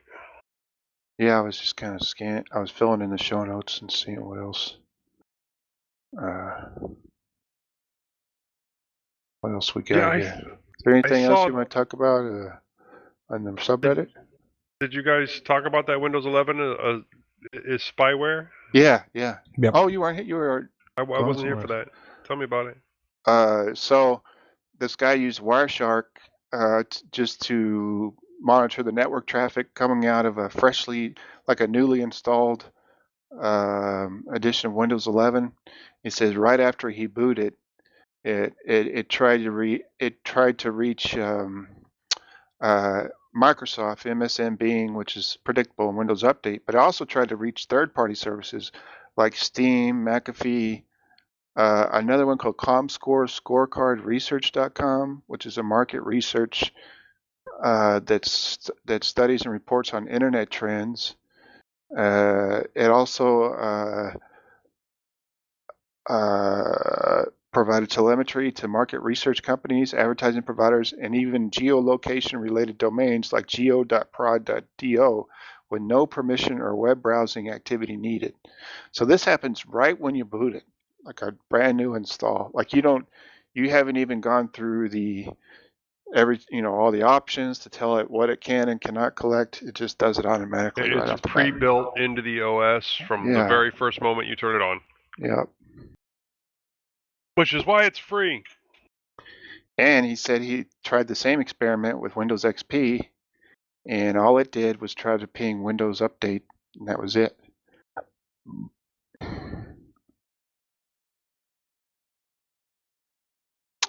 Photo Prism, another application in here, looks kind of cool. It's just a photo gallery that you can self-host. AI-powered Photos app. It tags and finds pictures automatically without getting in your way. You can run it at home, on a private server, or in the crowd.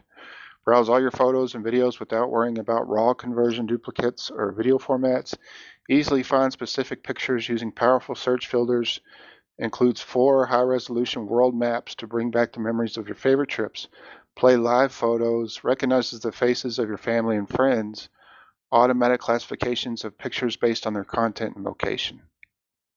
So that's kind of a new twist, using AI with a self-hosted photo application, which I don't really need something like that.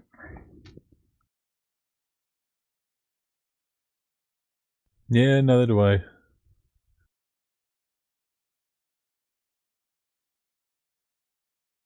I was just trying to get through these real quick, starting to get kind of late. One more on here. Linux powered, Mycroft. Y'all remember Mycroft?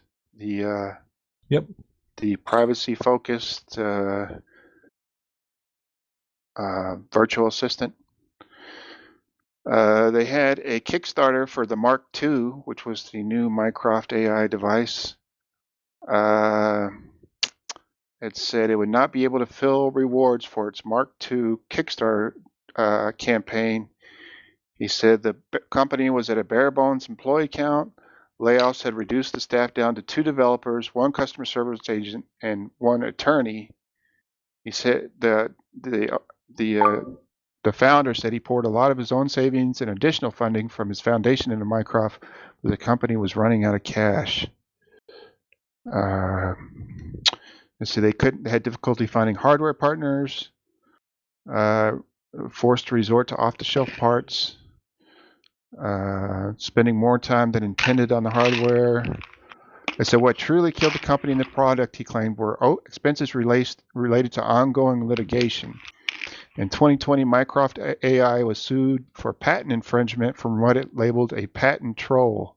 The company suing Mycroft AI, VoiceTech Corporation, dropped its litigation, but not before costing the startup deeply.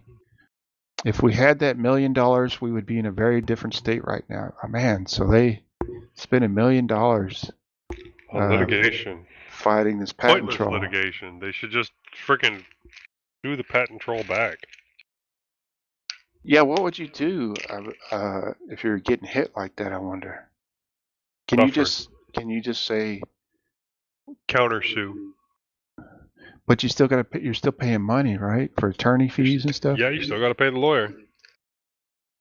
If they dropped then there's no decision saying who's at fault, and so you're liable for your lawyer, they're liable for their lawyer.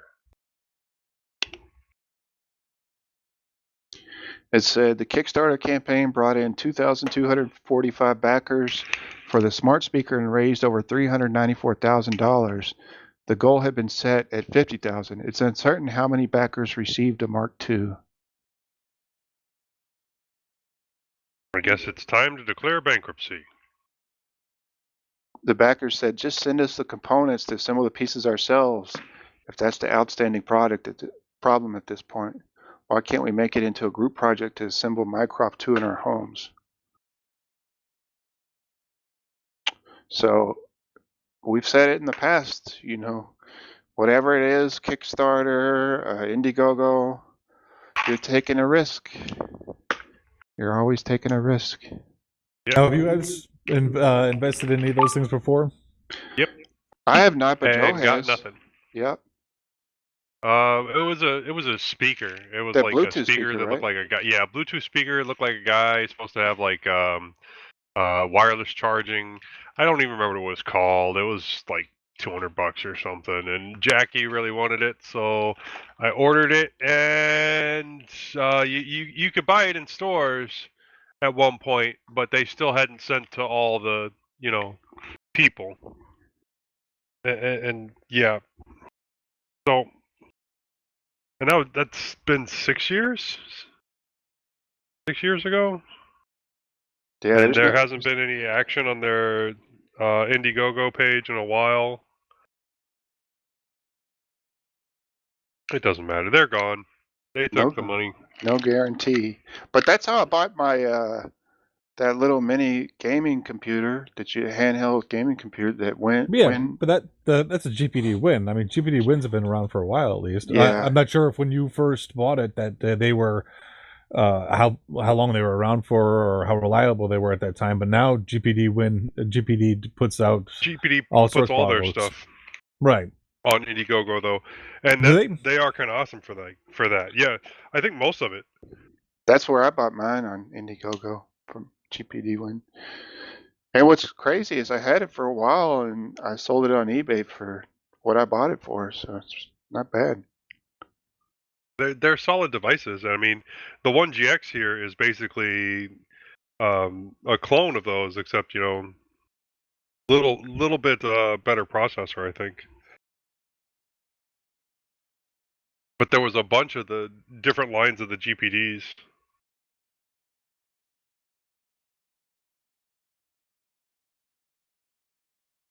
I think they're up to the GPD WinMax 4 or something. Maybe. I thought they were cool little devices. I just thought they were expensive. Oh yeah. I think I paid like $300 for mine. And it came with a Intel Atom something. I forgot what model it was exactly. But I mean, I played BioShock on it and beat the game on there. Did it actually have Windows on it? Yeah, it had Windows on it.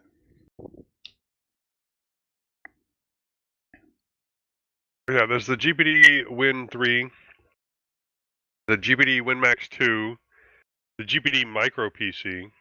Yeah, and these things aren't cheap. GPD Pocket 3 Mini. WinMax 2, Pocket 3, GPD XP.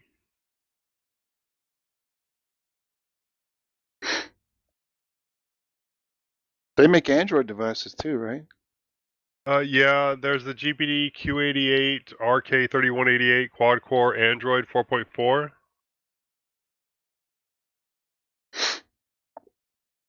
It basically, looks like a PSP, except it does run Android, and Android 4.4, so really old Android. The little emulator I have, I forgot what it was called, something boy, but it could do up to I think Game Boy Advance games. And Pocket it was Boy or something like that? Yeah, something like that. I think that was an FPGA, but it was running Linux too, because you would get the boot screen when you turned it on. and it was cool for what it is. You know, if you just want to play some old school games, and it's real small and is cheap and worked. I played some Game Boy Advance games on there. So, is anybody still on nicotine? I want to see if you can I am. see me. You know, I think I got it working again. Let's see. Go to my buddies. And honkey. Browse. I can see that you have 4,168 files. I see All it. right, can you browse the files? Yeah. Root and then nicotine downloads. And I show shared 299 gigabytes, 961 folders. Does that sound right? Maybe. Yeah, I see a bunch of my books. Oh, that's Yeah. right. It'd be in the download, yeah. Oh, the I audiobook folder. I can see your music. I can right click and I'm going to download a file, okay? See Sure. what happens. So something happened where I think I did an update, and for some reason, it gave me some AppArmor error. Docker did when I tried to restart the container. It was AppArmor enabled on system, but the Docker default profile could not be labeled running AppArmor parser. But AppArmor wasn't installed on the system, so basically I had to install AppArmor, and then now it's working. I don't know what happened or what changed that it wanted AppArmor installed, but it did. But that's Really? why it all of a sudden decided it didn't want to work. That's weird, man. That's really freaking weird. Yep, you're weird.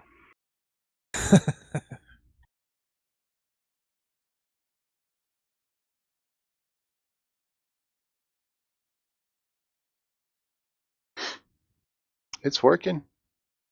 Well, Awesome. it says it's queued. Maybe it's not working. Well, that's not cool.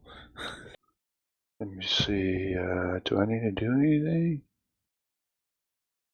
I right click. Resume. There it goes. Okay. I right clicked and hit resumed, and then I got it. It's Devil's Haircut. Yeah, That I see Beck that. song. Yep.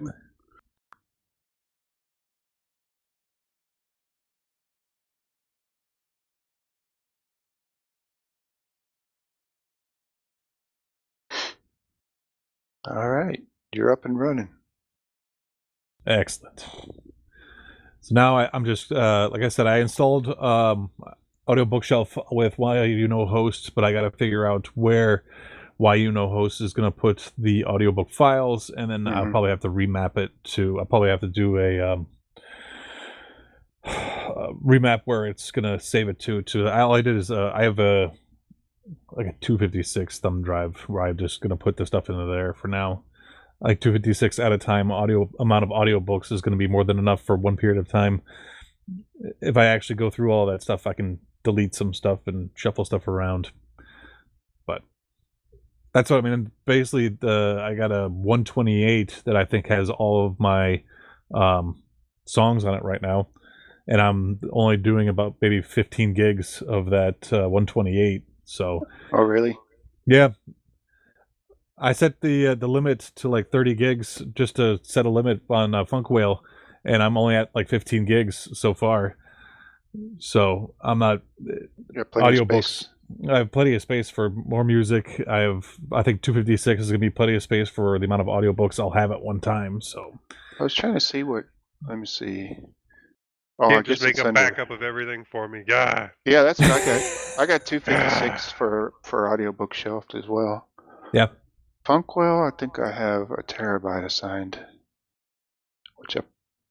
No, 256 as well there. That's plenty. Yeah.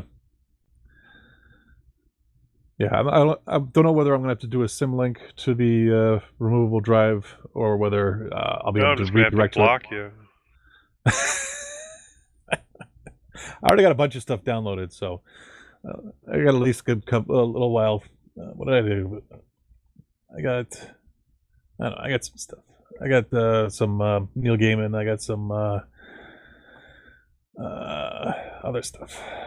Jack Reacher. That's right. I got all the Jack Reacher books.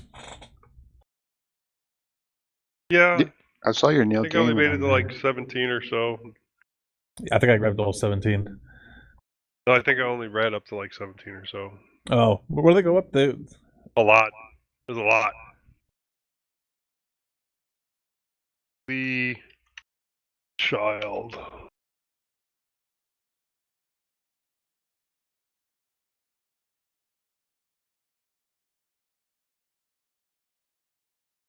There is 25 currently out. No.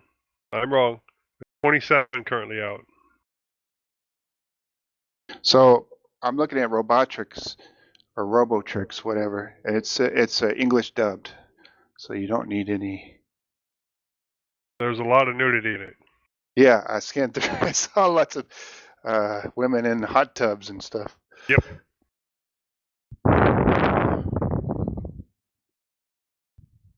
Thumbs up for me. Word. Anything else you guys want to talk about? Or? I don't know. Did anybody else have any other projects they're working on and stuff? That was basically it for me. Unfortunately, I found out I screwed something up, so I spent half the time trying to fix it.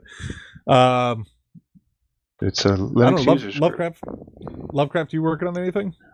Nothing really. I've just been busy with real work. Or have you Not watched time for fun. anything or anything like that?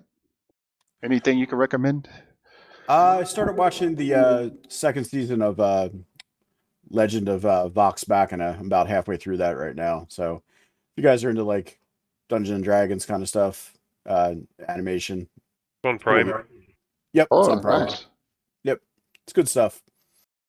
I started Lockwood and Co. That's really good. Oh, you liked it? Good. Yep. Have y'all seen the trailer for the new Dungeons and Dragons movie? No. It looks pretty good. Yeah, it looks pretty funny. It's got a lot of humor and action. And I saw it when I saw The Whale. I saw the trailer. It said something about, I don't know. I mean, I recognize their faces, like, but I don't know what the actors' names are. The woman barbarian, I think she's in a lot of stuff. Do you know who she is, Lovecraft? I don't know her name, but Chris Pine, I think, is the bard who's in like the party leader, I guess, or whatever. But yeah, some of their faces look familiar, but none of the other names. Is that are really Michelle jumping out at me. Rodriguez, maybe? Who the barbarian is? I think that's. That might be her. I don't know. I have to check. Michelle Rodriguez, Holger the Barbarian. Yeah. She's Chris in it. Pine, Edgin the Bard.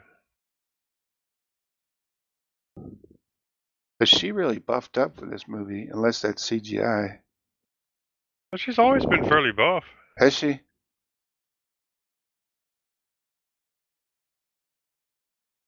Honor Among Thieves, 2023. Yeah, that's it. Oh, Hugh She's always Grant's in been- it too. Yeah. Oh, he is.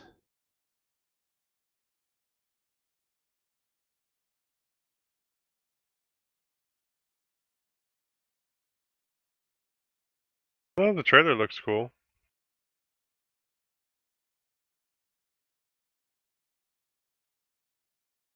There's a paladin, a bard, a barbarian, and a sorcerer. That's the party.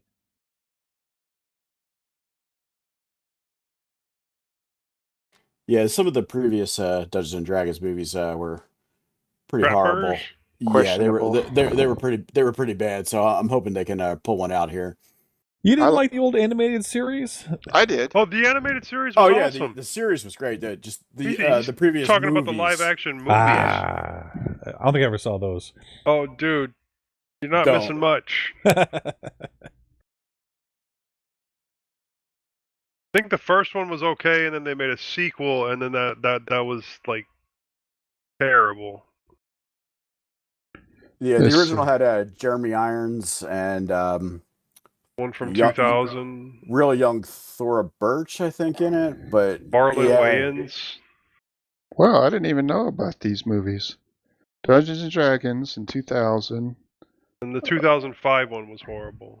Yeah, Dungeons and Dragons: Wrath of the Dragon God, 2005, and Dungeons and Dragons 2012. 3: The Book of Vile Darkness. I didn't even touch this one. I'm gonna put all these on my watch list and torture myself. Actually, the Book of Vile Darkness was my favorite out of the three. That's so crazy. I was not even aware of these movies. Do they come out in theaters? The first one I thought I was there opening night seeing the first one when it came out Really? in the theater. Yeah, Yeah. there was like a big to do about it when it first came out in 2000. I mean, there was a large marketing campaign behind it, and it wasn't completely terrible. The second one was hot garbage. It's so weird that I never even knew these were out. I thought you guys were talking about some 80s movies or something. No.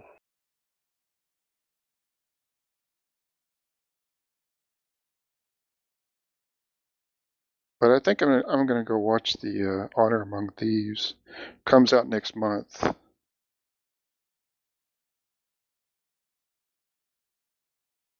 Book of Vile Darkness.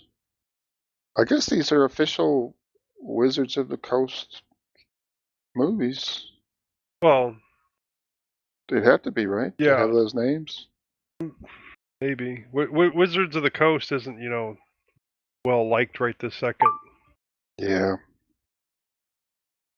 Didn't they? Are they not well liked because they wanted to change the rules of something?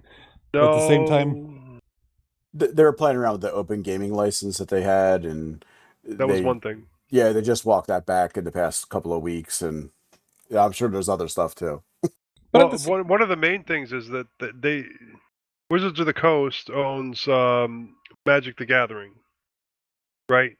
I'm thinking of the right company, right? I think Hasbro owns everything now, but Right. yeah, something like that. But yeah. But anyways, they used to have like biannual card releases. Twice a year, you'd see people going nuts and just spending every dime they had to get boxes and boxes of packages of cards, and so like the last year or so, they were basically putting out new sets every 2 weeks. And it really diluted the brand. And then like you had these major collectors that were collecting like extremely rare cards, and then they just started reprinting them. They weren't playable ones, but they were collectible ones, and it diluted the value of some of their really, really top end cards. So yeah, and then the whole if you create a derivative game, then we own it thing was quite a big change in their licensing scheme, and they were basically going to make it retroactively a thing, so they could own everything that had been created. Yeah, that was essentially going to put like third-party content creators for it out of a job. So if people were making money on YouTube talking about like Dungeons and Dragons or whatever, then Wizards of the Coast would own it. oh wow, can they do that? Considering that they created, Dungeons, well, not created, but own Dungeons and Dragons, that they could try. But think of all your major YouTubers. Yeah. That doesn't seem right. Okay. That would be okay, a very so let's that would say be a very they interesting license. Let's put it that way. That's let's say they couldn't do it retroactively. All the stuff that went before, everybody still owns that. But if what's that group that does the YouTube one, Critical Role? Let's say Critical Role does another season after the licensing change had gone in, and then would Wizards of the Coast be entitled to collect money from them? But at the same time, if they really want to, sidestep that, couldn't they just say that they're playing something else and then just use the D&D rules? Then yeah, they all they have to do is take the license that licensed name off. Get of rid it of the books anywhere. too. No, they don't have Yeah, to. they would have to say it's a different gaming mechanic. They could just say it's something else. Yeah, and get sued. But who can say that it is or it isn't? Just put well, a that's the piece whole of thing. paper A on there. judge at a certain point would have to say. That's what I'm saying there. But that's the whole problem. Well, that's why they got so much backlash and why they're not well liked right now. But they were looking for ways to make more money, and that's because of parent company, I guess, Hasbro. But they're not really getting a lot of that kickback, is what it seems like. I really think that if you wanted to, you can get around that pretty easily.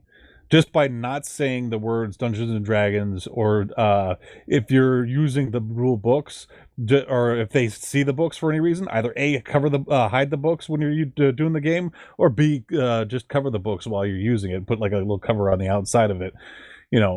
If you're not if you're not saying anything that is directly related to them, then you would have a solid argument that that's not the same thing.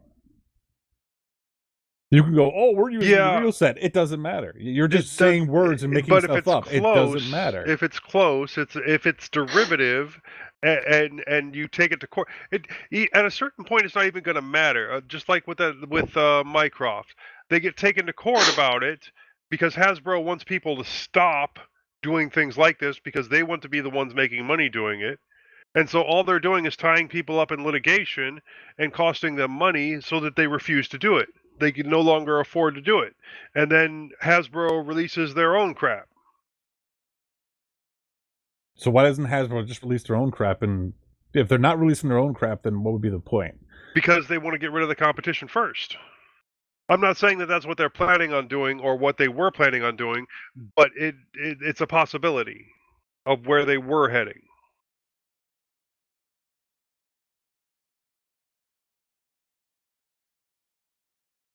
I don't know.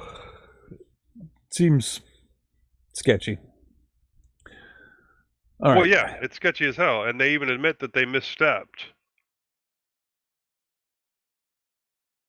And I think it's Wizards of the Coast that owns Magic the Gathering. Yes, Magic the Gathering is owned by Wizards of the Coast. But yeah, they were just releasing so many sets. And like a lot of times what'll happen is like the next set will be a lot more powerful than the previous set.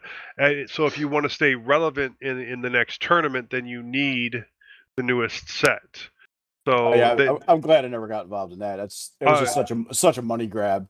I was really big into Magic for a long time, but I got out before they started doing this whole every 2 weeks stuff.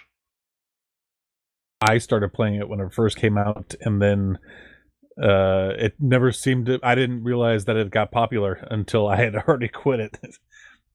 Well, if you still had the cards, then they were probably worth something if you had alpha and beta.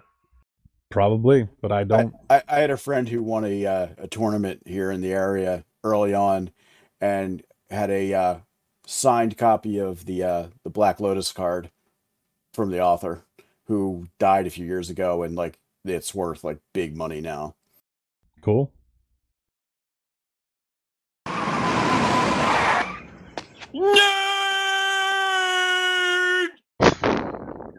Yes, I am a nerd. How long have you had that one queued up for? No, I just found Lovecraft's it on YouTube. a nerd. Lovecraft, do you listen to audiobooks? I do.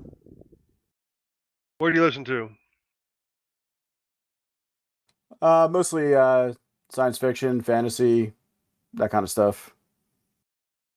Not narrowing it down for me. Oh, specific authors? Yeah, tons of stuff, and too many people. Right now, I'm actually listening to. I think I was talking to Honky a little bit ago about some Scott Sigler stuff. Got a bunch of his stuff, and just finishing up a Generations trilogy right now. Cool. Yeah, I gotta get those. We should get you access to my audiobook shelf eventually. Oh, sounds cool.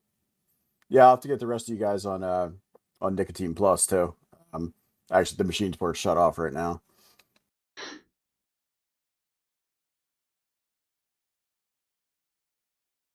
All right. Honky is yawning.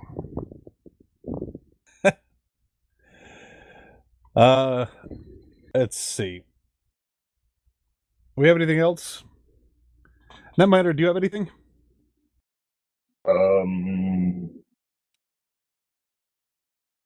I think you need to put this in the show notes. I did. Don't worry. That's it. So, should be good. Netminer, do you have anything? Excuse me. Yeah, go ahead, Netminer. Here. Yeah, we know you're here. Oh, is he actually in Mumble? Yes, that's what I'm trying to say. Oh, I thought he was disconnected. I'm sorry, Netminer. Oh, he's on mute. Is he muted? Yeah. Oh, nuts. Want to see if he how his single board computers and other stuff was going. Oh, he's unmuted.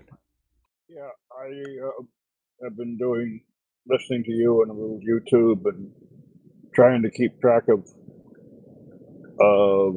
my network state, which has been bouncing up and down, and Is that what's causing the disconnects? The network connection? Yeah, I'm getting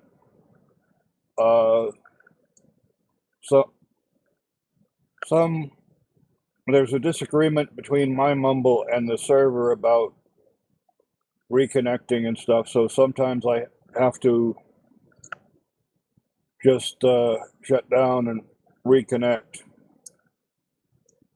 And I've muted myself so that the audio from YouTube doesn't get into the recordings. So does it seem stable now?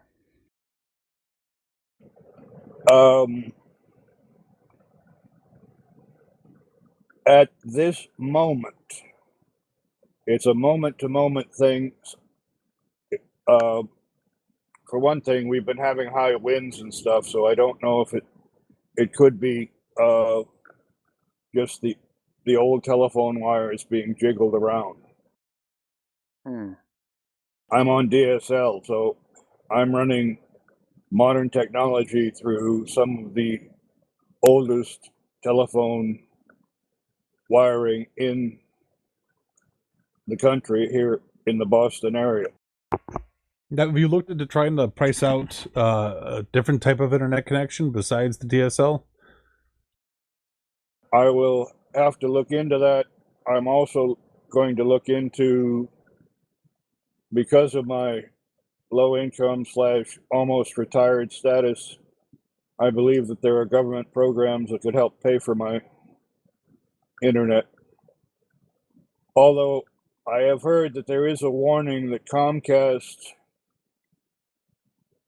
doesn't really like maintaining their federally funded internet service, and a lot of their technicians are not taught about it or anything. So I may be luckier just staying with DSL that works most of the time.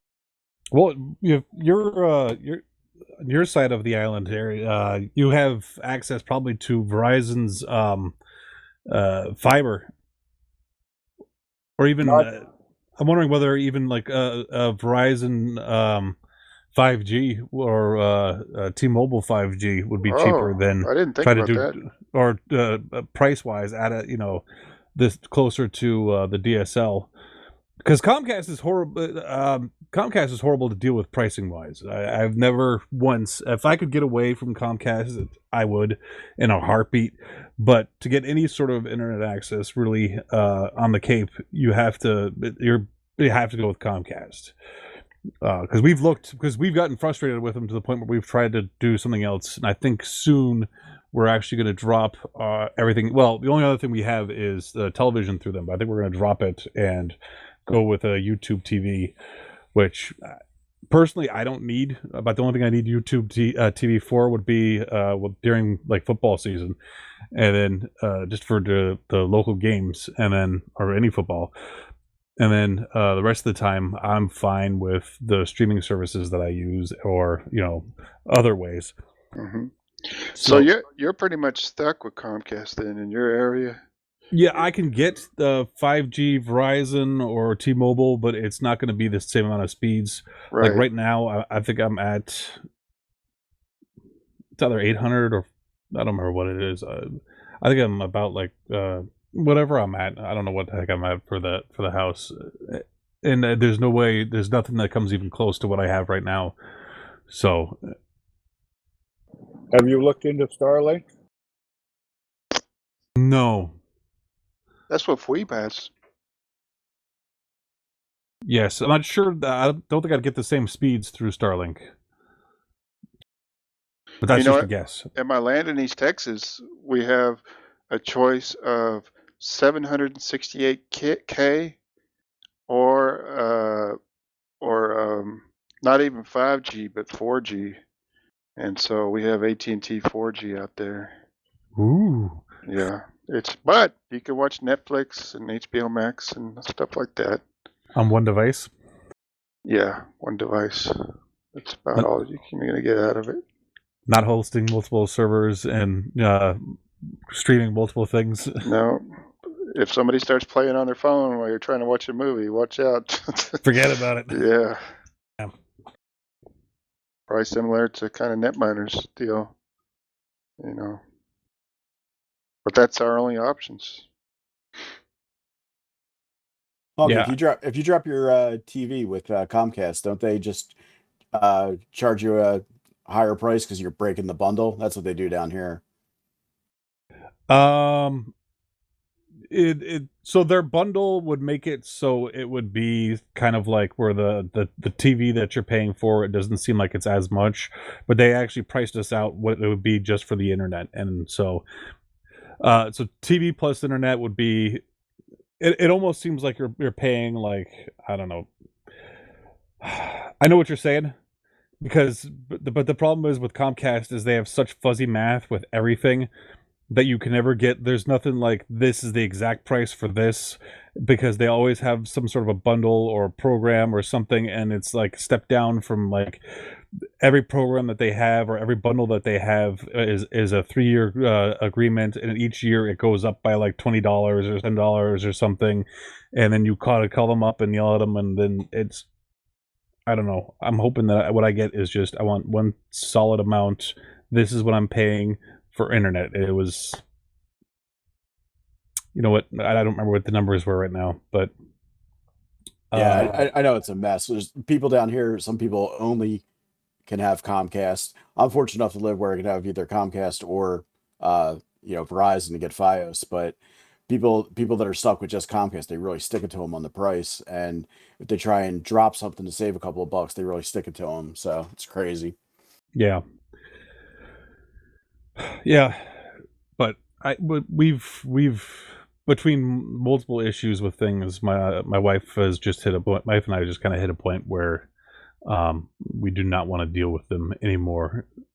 So but we have to deal with them for internet. So we're kind of stuck. So we're just going to cut it out and just go straight internet with them. My wife has personally had several times where a family member has died, and then trying to deal with them returning the boxes and all the rest, and like trying to get the bill fixed for the right amount of time, having it post-dated to the point to the date that you passed, just fighting with them constantly, and them not doing anything to help us out at all, just to do what they're supposed to do. It's way too frustrating. But again, it's our only choice. I remember they used to win like this most hated company award like for years. And the problem is they like in areas like this they have a monopoly, so Yeah, I don't have about another choice, really. Sucks. Actually, yeah, and again, even Verizon DSL is the poor cousin. I mean, they really push their FiOS, but DSL is not given. It's the Rodney Dangerfield. We don't get no respect. Do they even Right. advertise it? I think it's the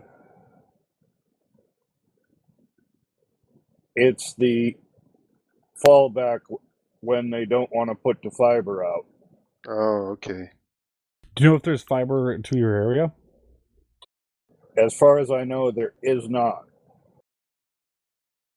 I would talk to Verizon and see if they have something else. Because the biggest problem with DSL right now is probably because the fact that, well, I don't know about other areas, but I know in my area, with the fact that a lot of people don't use landlines as much anymore. I've seen telephone lines go down and like in the middle of the road and stuff, and nobody really cares about it. They just kind of wind it up and toss it over to the side. I'm wondering if that has any bearing on issues where, like you say now, because it's a windy, because of all the wind and stuff, that that has any sort of a, you know, anything to do with it. Whether in other words, that the telephone lines aren't getting as much love as they used to because they're less of a priority. Yeah, well, I'll have to be able to see what's available. And I got to chase down try to get some of that federal, give the internet to poor people stuff if I don't have to rip up my setup too much.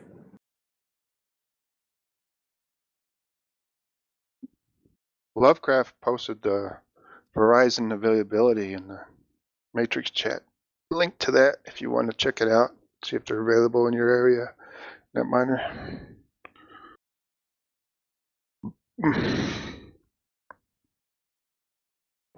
I don't think I got Matrix on this machine, and I'll look it up. I dropped it in here too.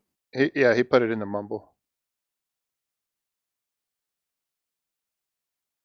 What so you're on the mini PC now, Netminer?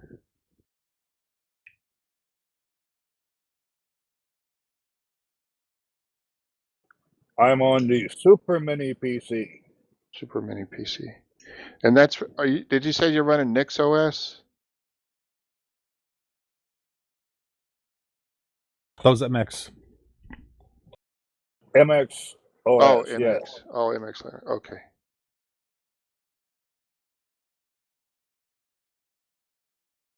Now, MX is still Sys5 in it, isn't it?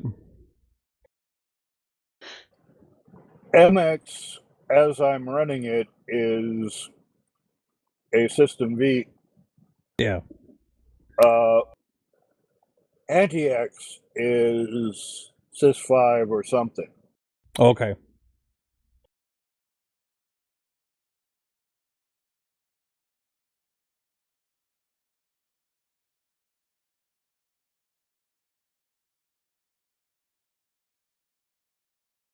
Now, have you done anything more with your Raspberry Pis?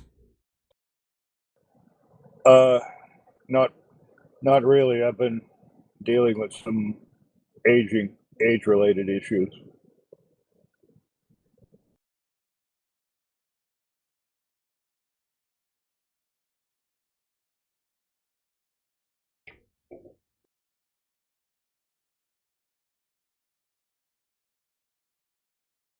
You ever use Void Linux?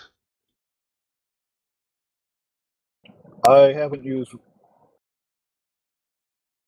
It uses its own like, and I think it's Run It. What they call it? I remember reading about it a while back. It sounded interesting. Joe, didn't you guys interview the maintainer for Void Linux on Mincast?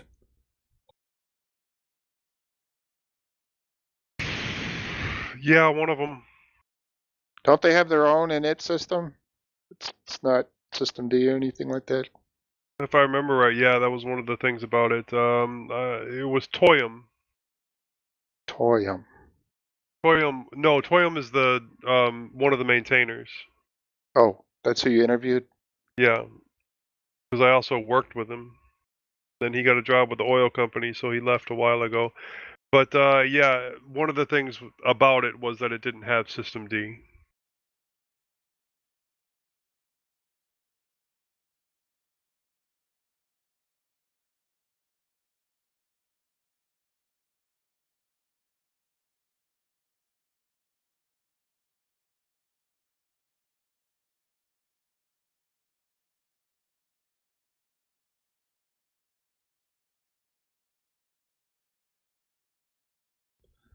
All right. Does anybody have anything else?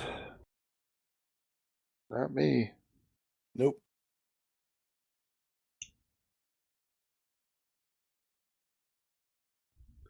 All right. So our next recording date will be March 3rd, 2023. Our music is Downright, provided by Klaatu and Broam. I'd like to thank Delwin for the use of his mumble server. Finally, I'd like to give a special thanks to Fatherfinch, Fweeb, Dave Morris, and Tony Beemus for all their help and support over the years. I've been your host for this evening, Honky Magoo. With us tonight has been Joe. Good night. Lovecraft. Good night, everybody. Lugbot. Oh. Good Well, night. Lugbot is speaking for Tony now. He's Tony's interpreter. Tony says good night and kiss my ass. So there you go. From Tony and Lugbot. Oh, boy. So kiss Danny. his ass. Good night, everybody. And Net Miner. Good night.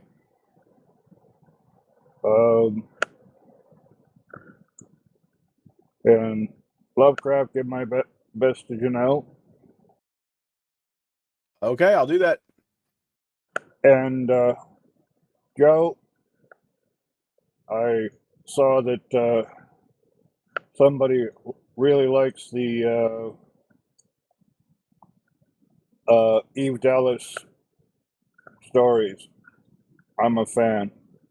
Have been for years. Oh yeah.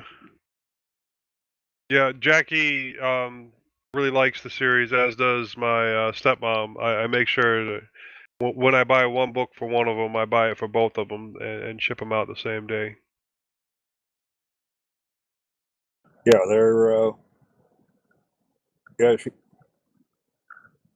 they're very nice stuff. Although I haven't been keeping up with stuff because my local library where I used to get them closed. Well, my stepmom had this issue where the local library would have like one copy of it, and it would be like the queue would be 6 months long. It makes her happy for me to send her the book, so I send her the book. Yep, I understand that. And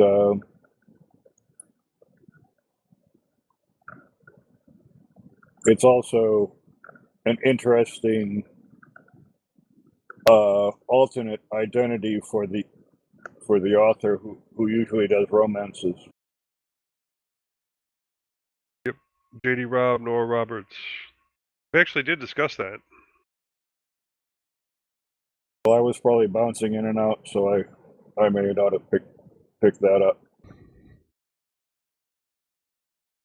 Anyways, I may be keeping you guys up, and Yeah, it's getting late. so I'll sign off, and my best. God bless you all, and you and yours, minnix and chat included. Yeah, don't forget about Buster. He's my better half. Well, the divorce rate is cheaper with cats. Yeah. Nobody's going to want him. I have to pay them to take him. Yeah. If I talked to Buster, would he be saying the same thing? Oh, I'm sure he would have lots of complaints about how Good. he's treated here. Good night. Good night. Good night, everybody. Don't forget about Mortensey. I love the Mortensey. I'm looking for a tape measure. Good night, Mortensey. That's definitely a random one.